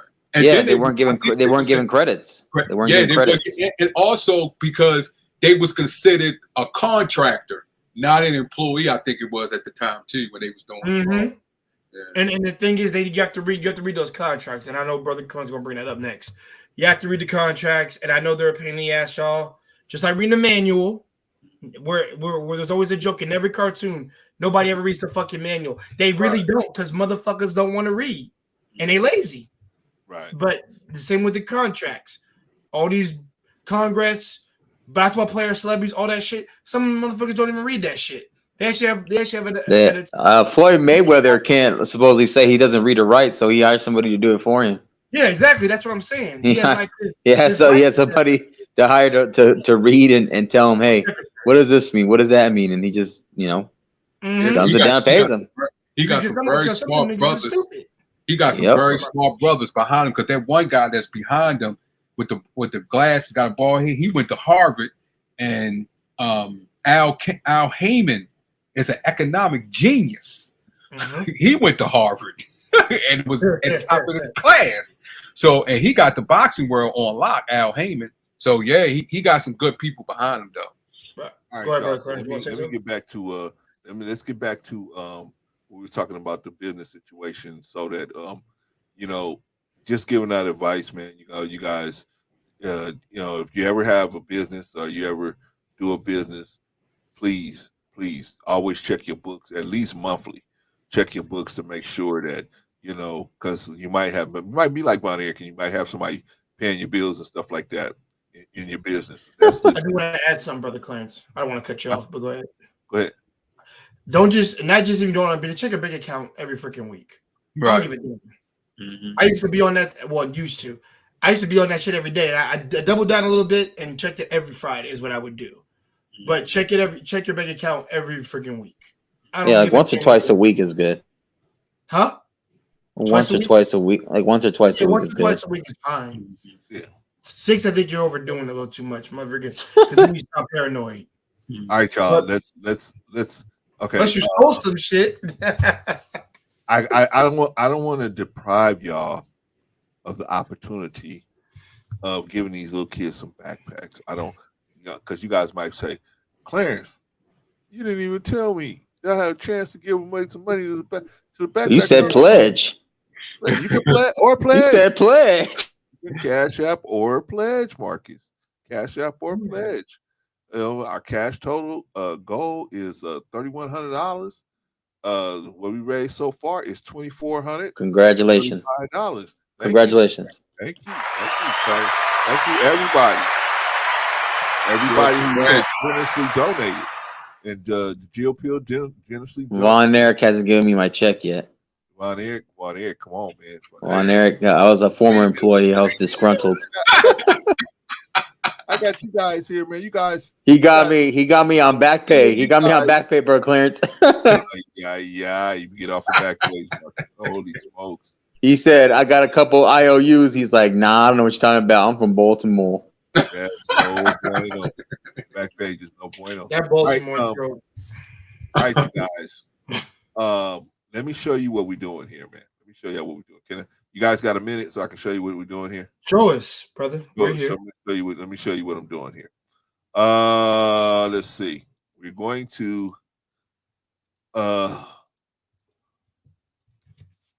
now. Here we go. All right, the backpacks. $456. Actually, that's supposed to be $480. Thank you, Sister Annie, correcting me on that one. $480. School supplies at $528. But we're gonna leave the total right here at $456 for right now. We know we got to put $24 more on it. But school supplies at $528. Storage $125. Receiving $100. Organizing bags $90. Alerting the kids and families $200. Staging area $375. Video work $200. Staging day $240. And of course, we're gonna raffle off the laptop in the name of the beautiful sister Sophia, giving us a grand total of $3,064. Right? But y'all see, I rounded it up to $3,100. Now, what am I going to do with the extra $36? But $24 of it is going to go back because I made that total. So that leaves us with $12. Where am I going to go with the extra $12? Wait, because like I said, the goal is $3,100. Go to the bus. I'm going to the Maserati dealership, y'all. Hey, listen, don't me. Hey, listen, you gonna do it? Freaking who's the we just got done talking You about? can go to the 99-cent store. 99-cent store. Don't do that. Yeah. Maserati dealership and see if I can get a Snicker bar in there for $12. Oh, but in the meantime, we're gonna pass out these backpacks. So, gentlemen, I have a Cash App. You can see it at the bottom of the screen. You can Cash App me. Well, Brother Clarence, I don't have the money right now. That's fine. You can pledge it. You can pledge. Hey, Brother Clarence, I'll have it in about 3 weeks. Okay. You can pledge it. Pledge it down there. And you can, pledge it down there. Vaughn will put out my email. You can email me and say, hey, Brother Clarence, I'll pledge it to you just like Jill. Jill's Chocolate Boutique. She pledged me the other day. Hey, look, this is what I'm going to do. Boom, boom. And then she came through and dropped it on us. Right? Any questions, gentlemen? Nope. I would say just put the cash link in the chat so we can all help. Yep. Nope. No question. All right, y'all. Appreciate y'all. By the way, do we have a problem if you don't give? No. If you don't give, you don't give. You don't got it. You don't got it. Or maybe you just say, Clarence, I rock with you, but I don't feel comfortable giving money. I really don't know you like that. Oh, okay. That's cool. I mean, no, it is, brother. Hey, man. That's how you said it. That made it funny to me. I'm like, the passive shots or the passive shade is funny. Because I used to collect money in Muhammad's Mosque, number 54 in Compton. Then I moved over to Muhammad's Mosque, number 27 in LA. So I've been asking brothers for money for years and years and years and years. So I know how some of them just don't dig. Did you get in any fights when asking for the money? Sometimes. Oh hell! There's some stuff I can tell you about. Some stuff. That's why people invest in a little box and like a cage, and they got like the little hole right there. No. Insert the card. Like this. Insert the card. Nobody wanted to never take no money from me. What they would do was they would feel like, because I'm asking them for money, people would feel like, oh, when you singling me out, are you trying to? And then guys that want to donate, but they just don't have it, right? Their finances are jacked up, or the kid lost a jacket, or something came up where their wife needs new front tires on the car. So something came up, they couldn't do it, right? But they feel like you're attacking them personally because you're asking them for the money. I kept telling them, hey, look, my job is just to ask. Whether you give it is whether you give it. But my job is just to come in and ask you for the money. You don't have it, you don't have it. I'm not asking nobody for their life savings, or go break your 401k, or or dig into your. Still got them $20. Yeah, nah. All we asking you for is what you can give. I mean, wouldn't you like to know? Yeah, you guys drink coffee. You guys drink the lattes and stuff. Well, I drink But Brother Clarence, because there's a but. Remember that movie A Bronx Tale, when he tells Collegio, he tells C, the gangster says, why are you trying to fight that guy for $20? Guess what? For $20, he's out of your life. See, you don't even like the guy. The fact that that's your first answer, you never even liked the guy. So why even get $20 in the first place? Guess what? You just saved yourself a headache for the rest of your life. Not ever having to deal with the person ever again. Right. $20. Yeah, man. I mean, it's just like I said, we ain't trying to make nobody feel bad. We ain't trying to make nobody. We is opening giving everybody the opportunity to participate in something greater than ourselves. That's all we doing. Man. We is providing a vehicle for you. If you feel that way, you know what I'm saying? Because like I said, I had people in the brotherhood that was like, they just don't rock with. They just didn't like me personally. So I'm not gonna give you no money. I don't even like you personally. Okay. Yeah. Oh, that's honesty, though. You talking about hundreds of Von Eric. When you're dealing with hundreds of people, man, some of them ain't gonna like you, right? Some of them just, I don't care how nice you are, how good you are. I think most won't like you. No, everybody like me. Most of the people were cool with me. Most people were really. Everybody like me. Wait a minute. Being cool with someone and them liking you is two different things, though, isn't it? Yeah, that's true. There's two different things. Okay, no problem. Everybody cool with me, and everybody like me. Nah, I don't know about that, Vaughn. I gotta test you, Vaughn. Yeah, most of the time, when you're dealing with thousands of people, man, of course there's gonna be people.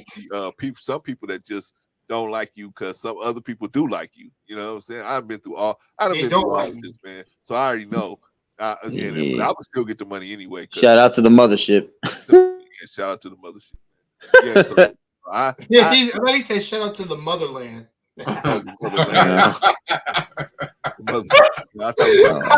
Shit. All right, y'all. So that's it. If y'all want to get down with it, y'all get down with it. If not, I understand, no problem, man.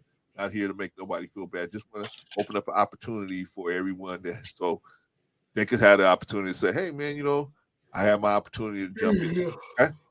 Still need some more money. So if you're out there and you want to give some more money to the backpack fundraiser, we're trying to raise these backpacks. We almost there, y'all. We almost there. The Jill Pill, she did our total for us. What we need? What we got left, Jill Pill? $665. That's what we need. $665. That's all we need, man. And I can make that phone call, and I can have y'all on with me while I make that phone call, man. I may even do that as a live stream. To call and get the backpacks, man. Order the backpacks. I may do that on a live stream, so y'all can see that live, man. And that's a smooth way of saying, "Hey, I'm gonna show you the receipt" without showing the receipt. Well, I'm gonna show you receipt too. I'm gonna show you receipt too. You know what I'm saying? But I don't want people to say, "Oh, well, he doctored that. He did it." Nah, he said he doctored that. I love that. Oh man, I done heard it all. Oh, you trying to do? Yeah, I get you. Oh man, so you know what I'm saying? Hey, receipts. So you need. So all you gotta do is just put the video And just say you went to Walmart, you came out with a whole bunch of backpacks at the end of it. Backpacks. I brought a backpack in the back of my van right here. He said, "Hey, Vaughn, hey, backpacks and Lunchables." I'm about to give it to the shareholder. So with backpacks and one pencil, right? And a pencil and a Lunchable. No, pencil and notebook. Never forget. Bro, we're gonna do them way better than that. We're gonna do them way better than that, man. Wait till y'all see what we order, man. We're gonna do way better. Way better than that. All right, y'all. So that is the backpacks. And then that being said, let's move into some closing remarks, y'all. Let's move into some closing remarks. Because I think I've been invited to another stream, and I want to make sure I'll be at least I'll try to get over there. I don't know. Who? Just carry your shield and sword, okay, Brother Clarence? Yeah, I'm always a good man. I try not to go. I know I'm bad for. I know I'm bad for him, but I try to say some good stuff to him. I try to say some good stuff, Marcus. Yeah, I know you try to be balanced when you need to. I try. Sometimes, yeah. man, sometimes people won't let you. Right? Him and Rico don't like black men and Latino men. Latino men. I don't know. They treat me pretty good over here. I got to give them credit. They treated me fair. Man, see, that's the Latino always straight. Some traitor people. Don't Listen, Vaughn. You spend your time at the midget strip shop over there. That's what I heard. I heard to go to the midget stripper club. Yo, bro, Clarence. Yo, he's one of them. He's one of them. Well, Von Eric don't have no problem with walking around the windows with no clothes on, so we gotta watch out. For I don't know about that. I'm pause on that. Hey, the Takashi said the same thing. We are in our house. Whatever. Just make sure you close the blinds and turn off the lights. All right. Won't you turn your head? I just don't want to see no baseball bat hitting the window, you know? I don't want to see nothing swinging, man. Nothing swinging. I don't want to see no kielbasa like hitting the window. Oh my God. You know, one time, man, let me tell this quick story. Quick story, y'all. One time I was working out in Hollywood, man. I'm working out in Hollywood, man, and I'm checking electrical equipment out there, man. Some couple of stores down there on Hollywood Boulevard, right? And so I come out of this one space, spot, and I had to go up the street to past a couple of stores and go up the other street. So I see this guy walking, right? Black dude walking, man, and then I seen this beautiful black girl walking in front of him. So now I see because I was like, what is he doing? He looked like he was like following somebody, but I didn't see who he was. When I first walked out, I didn't see who he was following. And he's following this beautiful chick. And I'm looking at this chick and I said, wait a minute, something's not right. And then I realized, oh, okay, she's Transformer. So I got some Transformers. Yeah. So I said, hey, you know, and I could tell he was looking at her as if she was legit, right? A1 day one. No, I said, you know who you following? He said, yeah, she's beautiful, isn't she? I said, yeah, but she's got a couple of extra parts. I said, she got a couple extra parts. I don't know if you know that. What do you mean? She's got a couple of extra parts. Think about it. And he was like, and then the light hit him like, oh my God. No. Oh my God. Yeah, I would have got it the minute he said well, first of all, I would have got it what he meant when he first came up to talk to me. Because for me, I don't need him to tell me anything. I could already look at everything. I'm like, all right, we out. Well, see, now you see, there was a time, y'all don't realize, man. Me and Von Eric could probably tell y'all about this one, but there was a time where you didn't have to question that kind of stuff, man. I mean, it was very obvious. It was out there. Yeah, it was very obvious. You had the Adam's apple, you had the hands, you had the muscle definition. Yes. And then the makeup and the prosthetics and stuff wasn't as advanced as it was now. Right. Well, now they have videos where they teach each other how to talk soft and all that. All of that wasn't out there then. They got pills and stuff now. Yeah, exactly. They got hormone. That too. Hormone blockers. So I mean, they got everything, right? So the point is that it wasn't that obvious. I mean, it was much more obvious back then. Now, I feel sorry for you guys, man. I tell my sons all the time, man. The science and the surgeries makes it look like she's an actual woman. You have to meet the family because the family's gonna tell you. If you don't meet the family and you see, man, this girl's beautiful. She has no issue and what's going on, and you still need to meet the family. Even if you don't think that, you still need to meet the family just to see the kind of person you're dealing with. But That's yeah, true. man, ouch, ouch, ouch, ouch, ouch. All right, y'all, we got to start wrapping this thing up, man. All right, let's start with Marcus, and let's wrap it up. Get some closing remarks. Yeah, closing remarks. It was a great stream. Thank you. You know, I appreciate you letting me up again, like as always. It was a great topic, multiple topics, not just one topic. Yeah, you shout out to you and brother Rico.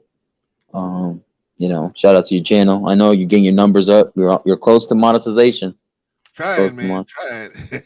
Yeah, you know, and you came a long way, man. Coming out from $0 from that 3,100 to now almost 2,500. You know, it shows the progression that people are actually supporting you. You know, the ones that can support you with that fund, you know, they're still out there. The ones that can't donate, but they still support you, they're there too. Yeah. You know, and I see you putting your work in, going around the town and stuff, and Compton. I see you at the park and the stadiums and stuff. Little videos, it's cool. You know, it's like a vlog in a way. You know, I like it. That's people always gravitate toward those kind of videos because they see you. You kind of carry them with you, your viewers and your subscribers with you, and it's like a journey. So they like that kind of stuff. It's always a niche to have in this social media YouTube space. You know, I appreciate what you do out there. You know, you don't have to do it. You don't have to take time out of your day to do it, but the fact that you do it, I appreciate it. And you know, I know the controversial topics that we talked about. Not everybody's in line with it's not that I agree with what they're doing, but I kind of see what they're trying to do with it. And some people are trying to run with like a pamphlet. You know, they're trying to sell it. And you know, controversy does sell. Unfortunately, you know, it's not the best respected thing. And it's not the most, how do I say, moral compass of it. But people will find a way to somehow make money and profit from it. Always. And whether it's Herschel Walker, whether it's Candace Owens and Kanye, Brett Favre, and a plethora of other people, it just shows no matter if you're that rich, you're still going to. Rich people will always find a way to stay rich. Yeah. That's just how I put it, too. They're the ones making the laws, yeah. Exactly, especially if you have connections with all these people, especially the powerful lawmakers that they are. 9 times out of 10 or 8 times out of 10, you're going to win, in my opinion. But there's still some justice to be had. There's still justice to be delivered, regardless of what skin tone you are. It's the actions you take. So, you know, other than that, I'm going to leave it at that. I appreciate y'all. Hit the link, like, share, subscribe to all these content creator channels. Make sure you help out Brother Rico and Brother Clarence with their cause. Hit the like, share, subscribe, leave a comment. And peace out, y'all. Vaughn, I'm going to see you in the midget strip club. Stop going to the midget strip club so much, all right? You dirty SOB. Thank you, Brother Marcus. Thank you for your service as well. Don't like them small people. Yeah, Marcus. Yeah, whatever, man. Behind the curtain, we actually have to speak here. I got you, bro. So we can speak. You too, Vaughn, Eric, and Brother Clarence too, of course. He can't go nowhere. What happened? What happened, Jay? Don't worry, I said we'll talk about. It's like business. Okay. Yeah. But other than that, y'all have a good night. Give peace and respect to the panel and the people in the chat. All right, brother. Exactly. Peace. Thank you, Brother Marcus. All right, that was Brother Marcus. All right, Jay. I hope Brother Clarence doesn't take too long. No, but it is his channel, brother. Like I respect it. Because you have a whole bonus round that you go through. Even when I'm at work, I'm like, no. He has a lot of stuff to get out. God Christ. But I understand. Your channel, your rules, knock it out. All in all, like I said, it was first of all, you guys made me laugh. Number one, when I first got in. Brett Favre just guilty, innocent. Like I said, Rico, Black Men Unfiltered, I don't know if it was really you necessarily, but y'all, the 3 of y'all cats made me laugh. I'm like, okay, I get it. I get what's going on. I think it's just arguing semantics at this point. Semantics. But when it comes to Kanye thing, no, I will never wear a freaking White Lives Matter. That will never happen in my life. Even though I have Caucasian friends, of course, and things like that. The they know what's behind that, and they're not with that shit personally. I mean, of course, they think their life should be saved, but they won't wear that. Like, no, they know they're not stupid. I know who I hang around with, so you know. But no, I won't wear that. I particularly don't care what Kanye's doing. I don't hate him, regardless of anything. Dude just needs to be in his kid's life and just be there. That's all he can do right now at this point. Simple enough. Despite the woman he picked. That's all I'll say right there. I mean, that's a bigger issue on top of that. When it comes to Marshall Hall, whatever his freaking name is. Herschel Walker. Okay, Herschel. That's such a weird name, Herschel. Herschel sounds like his sister's name. I don't know why. Deadass. Herschel. Sounds like his sister's name. I mean, have to say this. Yo, take care of your shit. Simple enough. Don't try to cover up your lies with another lie and bullshit. Try to be truthful if you can. Don't let everybody know your business, but at the same time, clean up your mess. Simple. When it comes to shit like that. And don't contradict. And I would say if you're gonna make a statement or bash something, make sure you don't contradict the people who help you to get there along the way. That's how I would say that. Other than that, everybody support Brother Clarence. Great content as always. Hopped on the back end of it after work, which is cool. Support the backpack, the backpack narrative or initiative in this case. You already know I have. And like I said, be sure to like and subscribe to his channel. He has great stuff. Trying to get him on a collab right now. That's further talks behind backstage, which we will do. And all in all, like I said, just try to learn something from these conversations that these men up here are having. And of course, sisters that come up too. That includes LGBT when I say that. Other than that, y'all have a great night and have a nice cup of tea. If you don't, well, you can go to bed angry. Jay, you coming on tonight? Hmm? Are you coming on tonight? Are you coming up tonight? You we're giving another stream? Yeah, are you doing another stream tonight? Am I doing another stream tonight? I may or may not. It depends. Okay. It's 50-50. But if we talk backstage, I'll think about doing an extra one about something to talk about something either Vaughn, Eric, or Marcus wants to talk about because today I'm more of in a chillax mood, and I've always said I would love to have brother Clarence and Rico on, but I think I want to have you two on for like a really big topic. Some importance that you both can speak about. Okay. And don't worry, unlike a certain channel, no one's gonna talk over you. I promise you. They're gonna talk over me. No. Then they're gonna tell me F me and my channel. No. If anybody did that, I'd kick their ass out. You know that. You know that. I would do that. We can joke among jokesters, but we can't be. I'm not gonna throw you off your channel, man. Your channel is good. It's giving good advice. As long as you're not out there telling young brothers, yo, man, go to bed angry, and then next day slap your wife. I'm like, all right, then you're wild. But yeah, we don't do that here, man. I don't do that over there either. But yeah, definitely, sir. And guys, if you guys don't know my channel, check out my channel, Jay Takashi. We're at 191 subscribers right now, guys. We're trying to get to 200 right now, and then after that, it's another 100 climb after that, and So guys, like I said, be over there. Be sure to like, subscribe. Also, be able to check out all the content we do over there.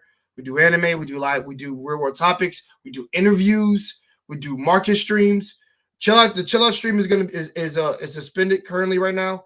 Well, not suspended, but more it's on a break right now because like I said, I'm planning stuff and also a lot of things that are happening. I'm doing behind the scenes right now for that particularly, but.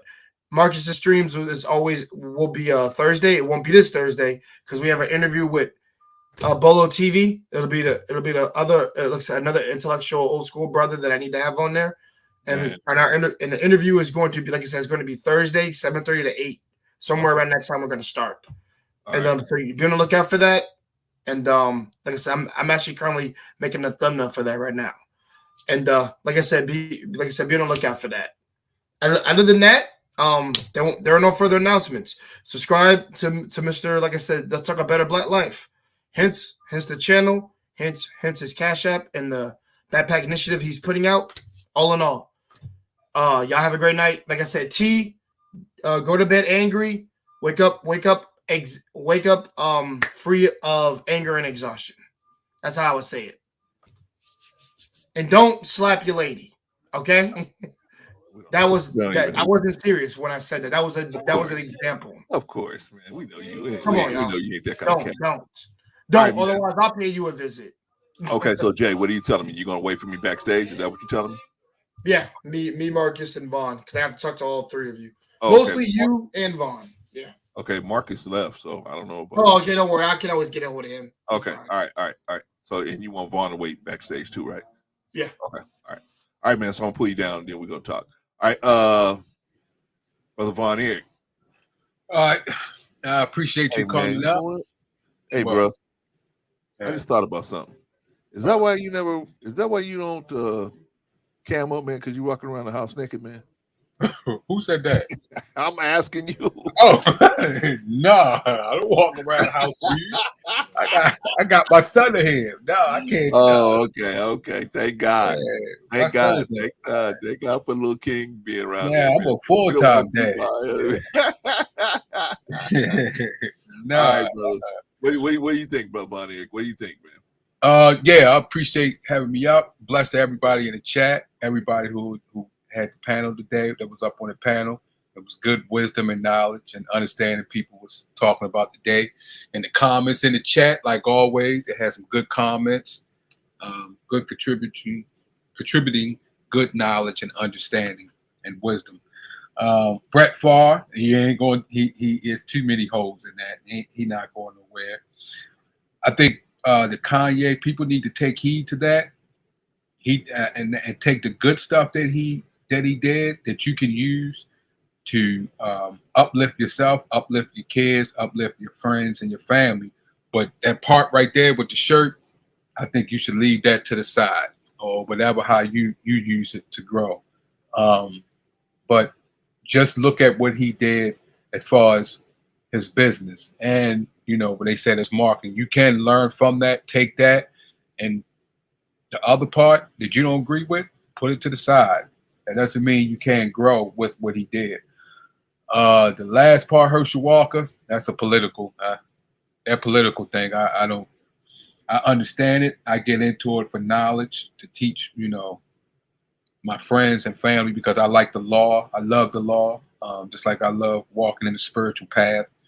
And I love reading all spiritual books, the Bible, Quran, and Torah, and spiritual books that individuals write. I love reading those. So, but that's another thing. I just think that he's evangelical. So that's why he's trying to cover up what he did. So that's what I'm seeing. So I know it's allegation, but that's what I'm seeing. It could be something else, but so far what I'm seeing in the way he's wording in his interview, he's covering up something. So, and I don't think they're going to ever get down to the main point. I think he may escape it. So, but hey, that's the political arena. So learn from it, grow from it, and understand it, because then you'll know if you vote, you'll know who to vote for and who not to vote for. So, but I appreciate Brother Clarence. It's always a good time to come up here and chit chat and go back and forth with you, Rico, and everybody else. It's always a time and a great time. And I appreciate you and all that you've done. And to everybody in the chat, love you all. Love you too, Brother Clarence. Same here, brother. Same here. Have a good one. Right back at you. All right. Oh, wait, Bonnier. Huh? Jay wants you to wait backstage. And okay. We'll talk. Okay. Okay. We'll pull you down, man. But just okay. Just a minute. All right. That was Bonnier. Holy smokes, y'all. Holy smokes, y'all. All right, y'all. What y'all think about the show? What y'all think? Sister Annie. What do y'all think about the show? We try to give y'all a good product. Man. Give y'all something y'all could think about. At least something, something one of us said you could think about. Maybe not me, maybe not Rico, maybe not Von Eric, maybe not Jay, maybe not Marcus. One of us said something you could think about. That's the thing, right? We're not just all sitting here saying, yeah, you're right, Rico. Yeah, you're right, Clarence. Yeah, you're right. You know what I'm saying? We're just trying to give you something to think about. All right. All right, y'all. Let me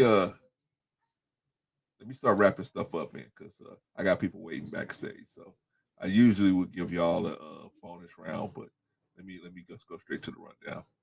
Well, the bonus round here is this. Let me wrap up what we were all doing. Is it hypocrisy to say, one thing and then do another? That's hypocrisy, right? Right? It's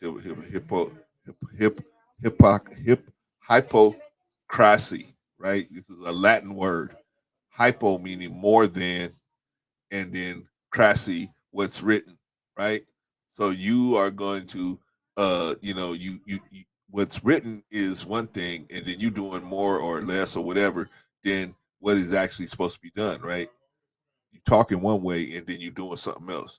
That's not something. That's not what we supposed to be doing, right?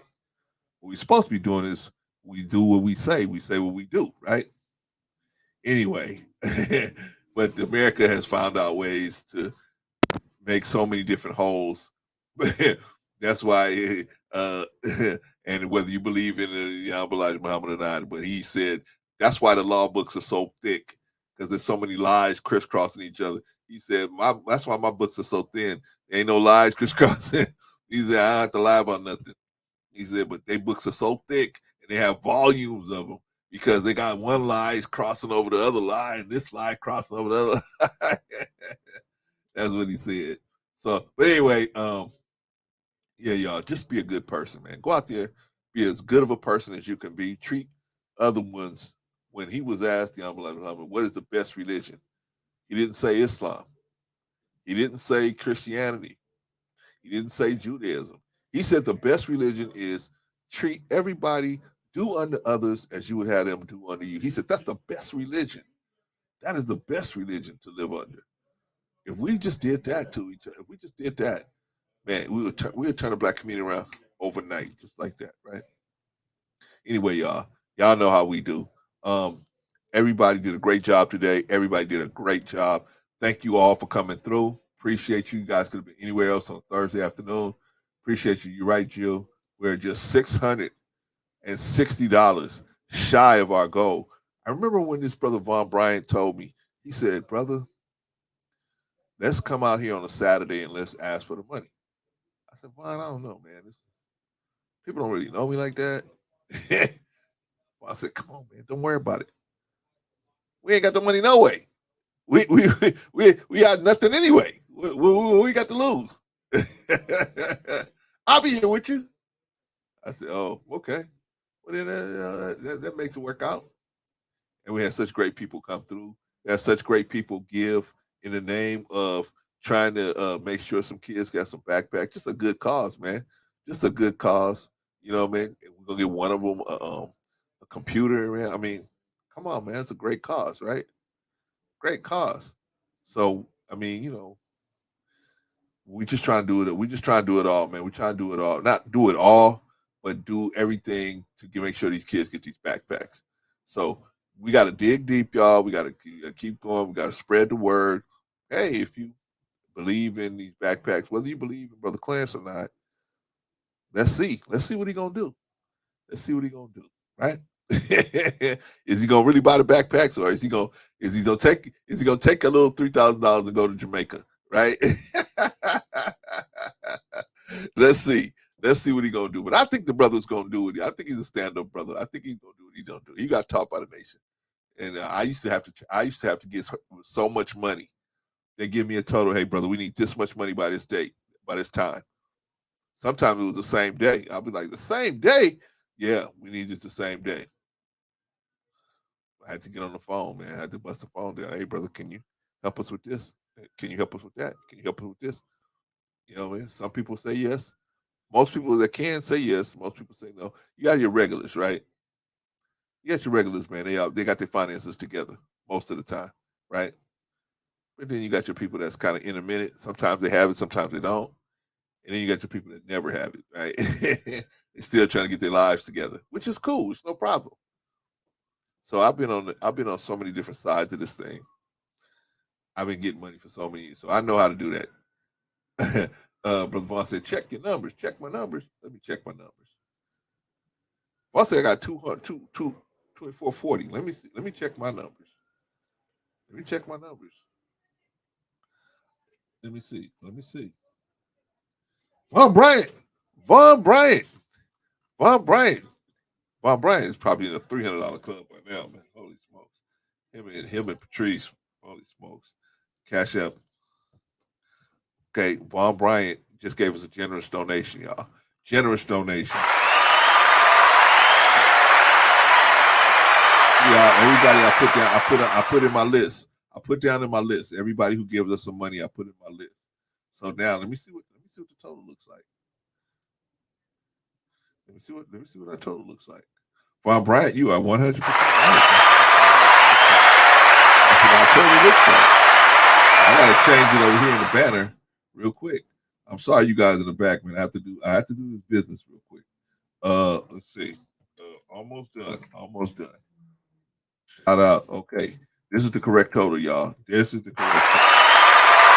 Shout out to Von Bryant. Shout out to Von Bryant. Cash Apped us that generous donation, man. Generous donation. All right, y'all. Let's see.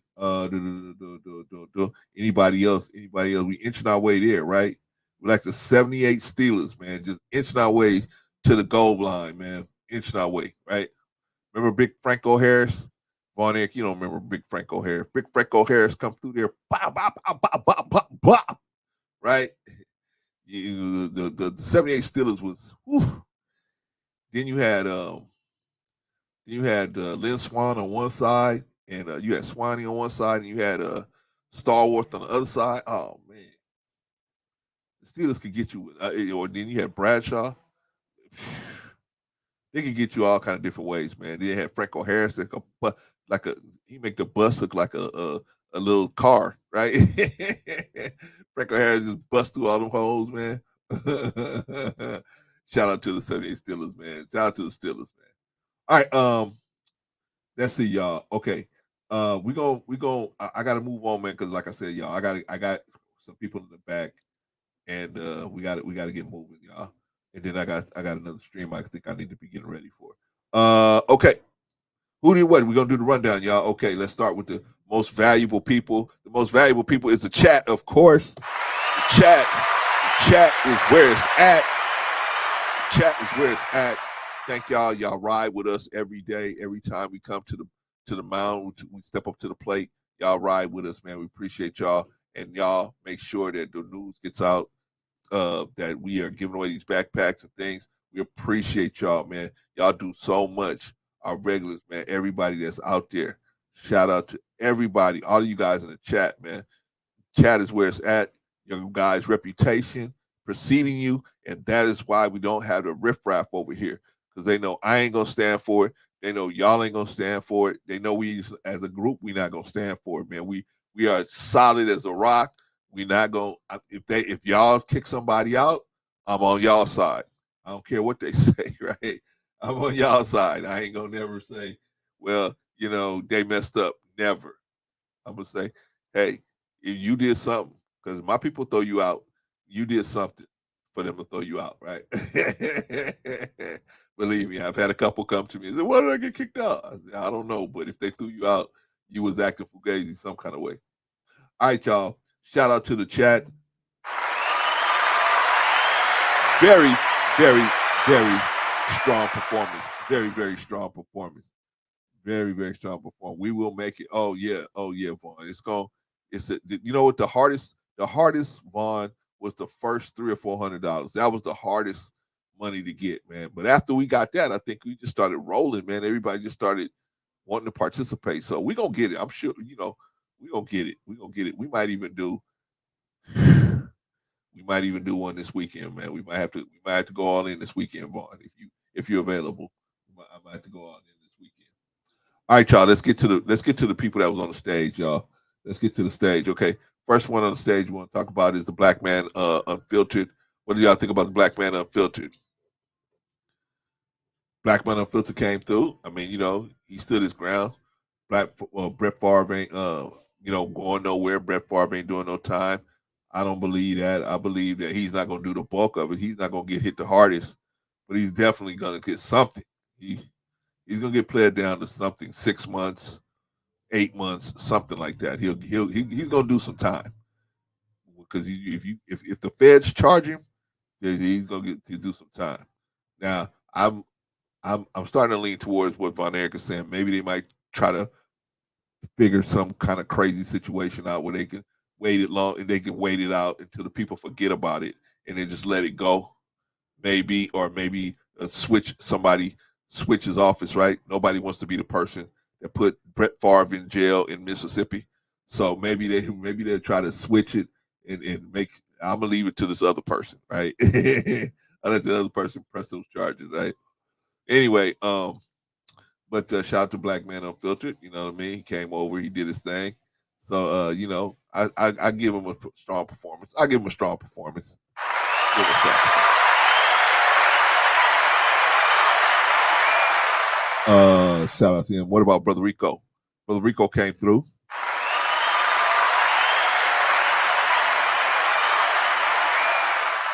I had a whole nother topic. Brother Rico called me up and said, "Hey, bro, what we doing?" I said, "This is what we doing." He said, Nah, let's don't do that. Let's do this."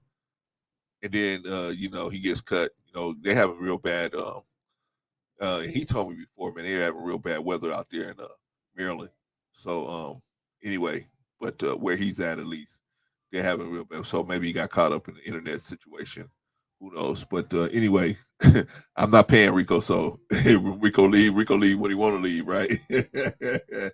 Hey, but shout out to Rico, man. Very strong performance, very solid, as always.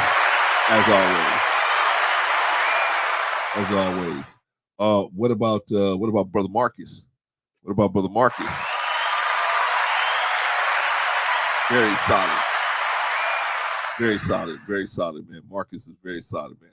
Funny cat, man. As he opens up, he's really a funny dude, man. Really funny dude, man. But shout out to him. But one of the things I like about Marcus respects responsibility, man. He respects that. And so when you start talking responsibility, man, you'll see the real him pop out, and he'll be like, "Yeah, man, this has to be done this way. This has to be done that way." But shout out to Brother Marcus, man. It's very, very solid, very strong performance by Brother Marcus, as always. What about Von Erich? Well, I don't know. No, Von Erich always comes through very solid performance, as always. You know what I'm saying? One of the things about Von Erich that I like is, whatever he's coming, it ain't gonna be no easy. It ain't gonna be no easy win with him, man. He's gonna make it a tough. If you gonna fight with Von Erich, man, you better have a lunch with you, man. Because it don't matter either side. he's gonna make you fight. You're gonna be tired. He's the type of dude. I don't know if some of y'all have been in a lot of fights, man. He's the type of dude, one of them dudes where you have a fight with, man. After you fought him, you so tired, you just got massive amount of respect for the dude. You say, man, you know what, man, let me buy you a sandwich or something, man. You know what I'm saying? And that dude be like, no, man, let me buy you one, right? You gotta just get instant respect for each other because of the work you put in, man. But shout out to Von Erich, man. Very solid performance, very strong, as always. Last but not least, what about Jay Takashi?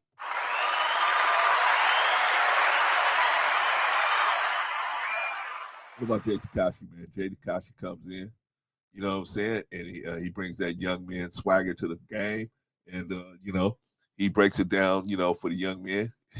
I thought it was funny. He's like, who was Herschel Walker? I was like, in 20 years, somebody going to ask Jay, who is the baby? And he'll be like, you don't know who the baby is? Herschel Walker was that big at one time. Tell him about it. Herschel Walker was playing football, baseball. He had his own shoe from Nike. He was just the man at the time. You know what I'm saying? But I mean, he was able to flip a lot of that stuff into a lot of good investments, right? Got with the right people on investing, but allegedly, you know what I mean? So shout out to Herschel Walker. But Jay Takashi, what I like, one of the things I like about Jay Takashi, man, is he's just a real dude, man. He don't be trying to be like, oh, I'm around these guys, so I gotta act like I'm this. It just punched right through. Like, here, I'm here. This is me, right? So shout out to Jay, man. And if you haven't already subscribed to Jay Takashi, go on over and subscribe to Jay Takashi. Subscribe to Jay Takashi, man. Give him a shot. You know what I'm saying? See if that's kind of content that you dig, man. He's got a lot of good content over there, man. And he's getting some heavy hitters to come over there. So check him out. Check him out. Jill says, Brother Clan, strong performance. I'm trying, Jill. We're trying. Everybody did great today. Everybody did such a great job. Especially JJ had strong performance. Let me give him a strong performance. Again, very solid, as always. As always. And you guys in the chat, very strong performance, as always. Jill and Annie and Anderson, all you guys, man. Vaughn, all you guys, man. New Growth, all you guys. Patrice, all you guys. Everybody that was in the chat today. Appreciate all of y'all, man. Everybody did a great job. Okay, so what I'm going to do, y'all, I'm going to go behind the scenes and talk to these guys. We will see you guys on Thursday. I'll let you know what time, whatever. We'll get back to everybody. That if you want to donate, if you still want to donate, because Jill's Chocolate Boutique, she hit me up yesterday and dropped some money on me, right? So we don't have to be on the stage for you to drop money. You can drop money if you got our Cash App. You can drop money on us, and we will take it. And I will record you as soon as I come back in here, right? Shout out to Jill. Jill Pill gave us some money yesterday, very generous donation, man. So we inching there. We inching along. All right, y'all. So we will see y'all on Thursday, right? Very solid. Sister Annie, very solid from everybody. Very solid performance by everybody. And I will see y'all on Thursday. See y'all on Thursday. Sister Annie, we got to get you back up on the stage, man. Yeah, if y'all ever heard this sister's voice, she got a beautiful voice. We got to get her back up on stage. Then we got to get Jill on the stage. And then we got to get some of these other sisters on stage, Risa and everybody else. We'll work it out. Quantum. We'll work it out. We'll get all these people up here. All right, y'all. Until Thursday, we'll see y'all on Thursday.